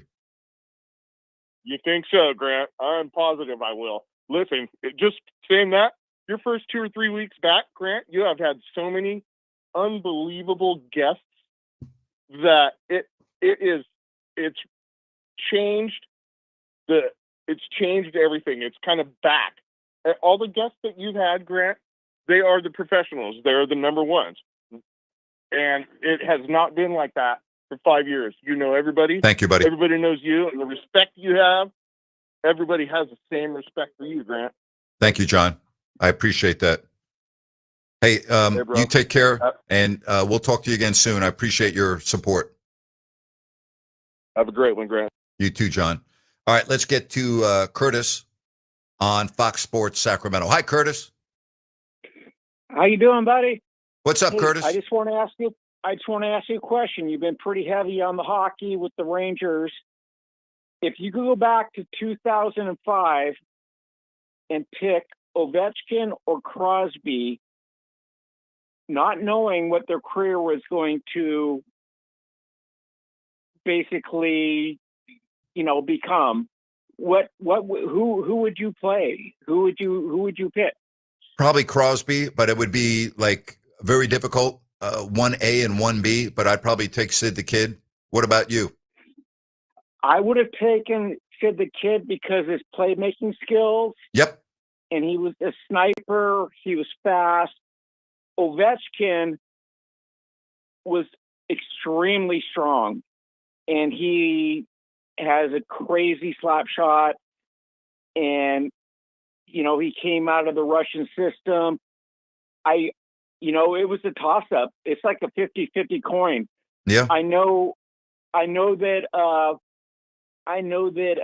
Ovechkin was drafted in 2004, but there was a lockout. So they actually entered a league at the same time in 2005. That's correct. One of my best friends in life drafted Alex Ovechkin, George McPhee, and he went over to Russia to meet Alex and his family before he drafted him. I'm going to have George on my show at some point to talk about that story because it's pretty amazing. You know the story about his mother getting run over by a car and wasn't supposed to walk again. Yep. Played gold medals. Yeah. Okay. Well, I'm not going to spoil it. I'm not going to be a spoiler. No problem. I researched it. Thank you, Grant. Thank you, Curtis. Bro.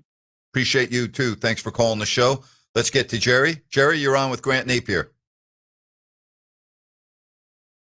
Jerry, you there? All right. I guess you're disconnected. No problem. Sorry about that. Nick in Midtown, they say. Hello, Nick.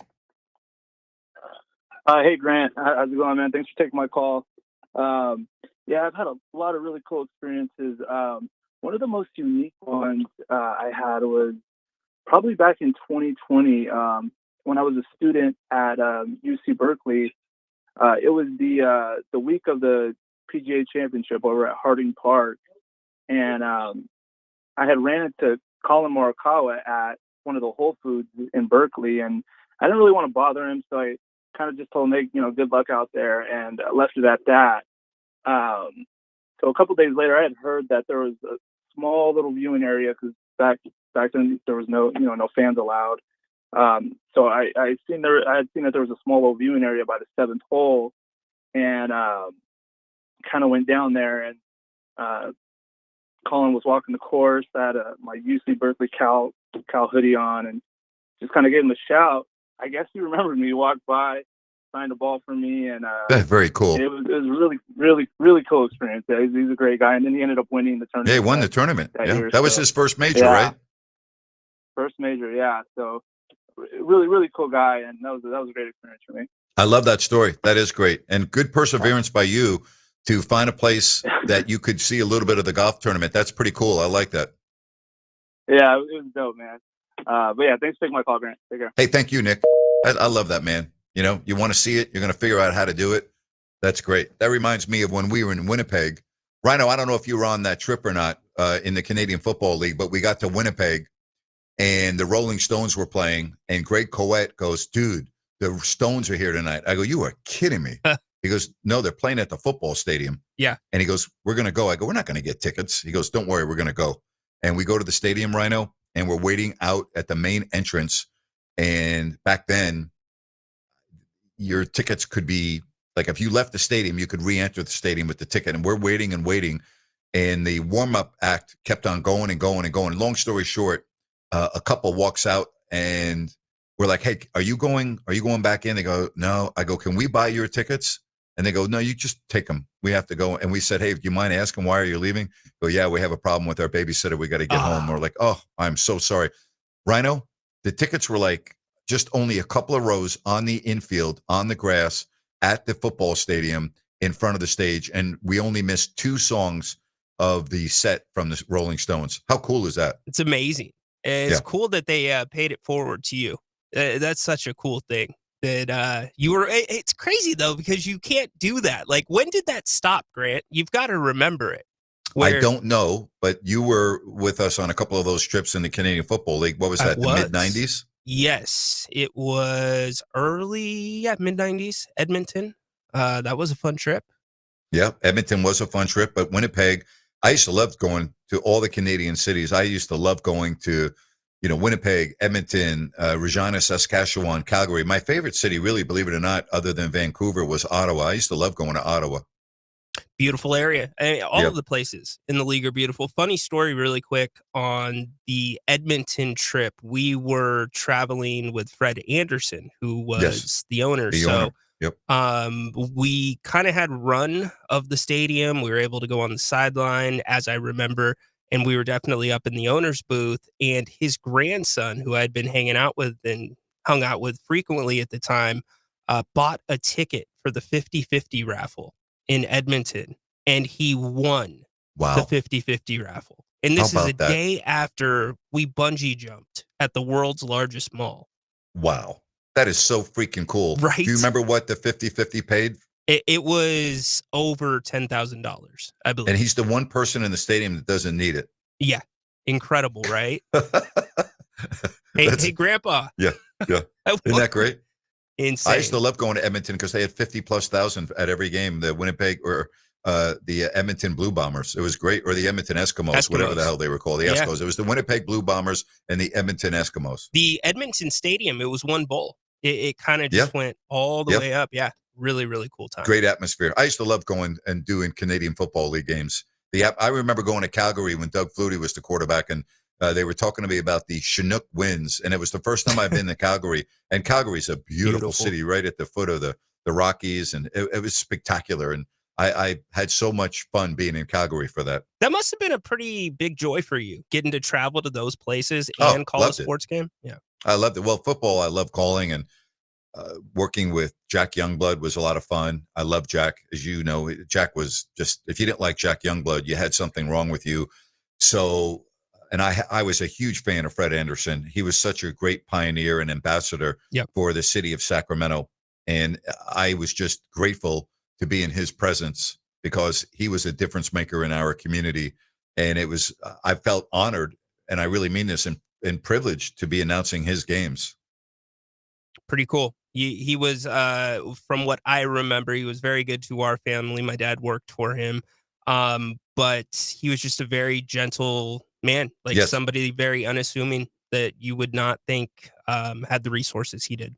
Love Fred, one of the real true ambassadors of Sacramento and sports and everything else, very affiliated with the Kings and really everything going on in Sacramento. But yeah, the Canadian Football League, first of all, I never understood why Baltimore and Sacramento got into the Canadian Football League, or was it San Antonio? I can't remember, but it was Sacramento and was it 2 or 3 other U.S. cities? And I just never understood that. It never made sense to me. It started with the Sacramento Surge, and they were in the World League, and the Surge won the championship, and the Surge became the Gold Miners, and then the Gold Miners moved to San Antonio and became the Rattlers, I want to believe, or something along those lines. Yes, Dave Archer was the quarterback, right? He was my favorite, Grant. He was my absolute favorite. You talk about stories of Trent running around the airport, Dave Archer, Rod Harris, those guys carrying me around. Oh my gosh. And then he went. You know what? Let's get Dave Archer. Here's your weekend project. Reach out to the Atlanta Falcons. Yeah. And Dave knows me. Probably and tell him we want to reminisce about those. He'll come on with us. See if we can get Dave Archer on. Noted. Yeah. Yeah, that would be great. What a great guy too. Not only was he a really good quarterback, he was just a really good person. I'm a big fan of Dave Archer's. I know you are too. Great guy. Wow, what a great show. A lot of phone calls, a lot of messages. My thanks to Chris Landry, LandryFootball.com. Coming up tomorrow, Bob Valvano, 4 o'clock. Damon Bruce, 5 o'clock. The Bills have just scored to go up a touchdown on Miami. And we'll do it all again tomorrow. And don't forget my podcast over on YouTube if you don't like that right after the football game. Have a great one, everybody. Thanks very much for listening to Fox Sports Sacramento. In the fight against Alzheimer's, now is the moment we've been waiting for. With new treatments emerging in the fight against Alzheimer's and all other dementia, now is the time for hope. Join the fight and walk to end Alzheimer's, the largest fundraiser for care, support, and research to fight the disease. So come on, Sacramento, get out, get moving, and join the Walk to End Alzheimer's, Saturday, September 27th, 8:30 a.m. at William Land Park. Join the movement at alz.org/walk. How bad does Cameron Cade want it? Sports fans, finally a horror film with a football twist. Check out Him, the IMAX experience, playing this week at the Esquire IMAX Theater in downtown Sacramento. In this game, violence is rewarded, so learn to enjoy it. Greatness demands sacrifice. The next great quarterback descends into a world of terror and trains into something darker. The best theater to experience Him is on the Esquire IMAX Theater 6-story screen. Grab your reserved seats today at IMAX.com/Sacramento. Football is back, and so is your big shot at big wins with DraftKings Pick 6, the official daily fantasy partner of the NFL. Your game day instincts can score you real money fast. Here's the play. Just pick more or less on 2 or more player stats from breakout rookies to elite quarterbacks and unlock the upside every snap brings. The better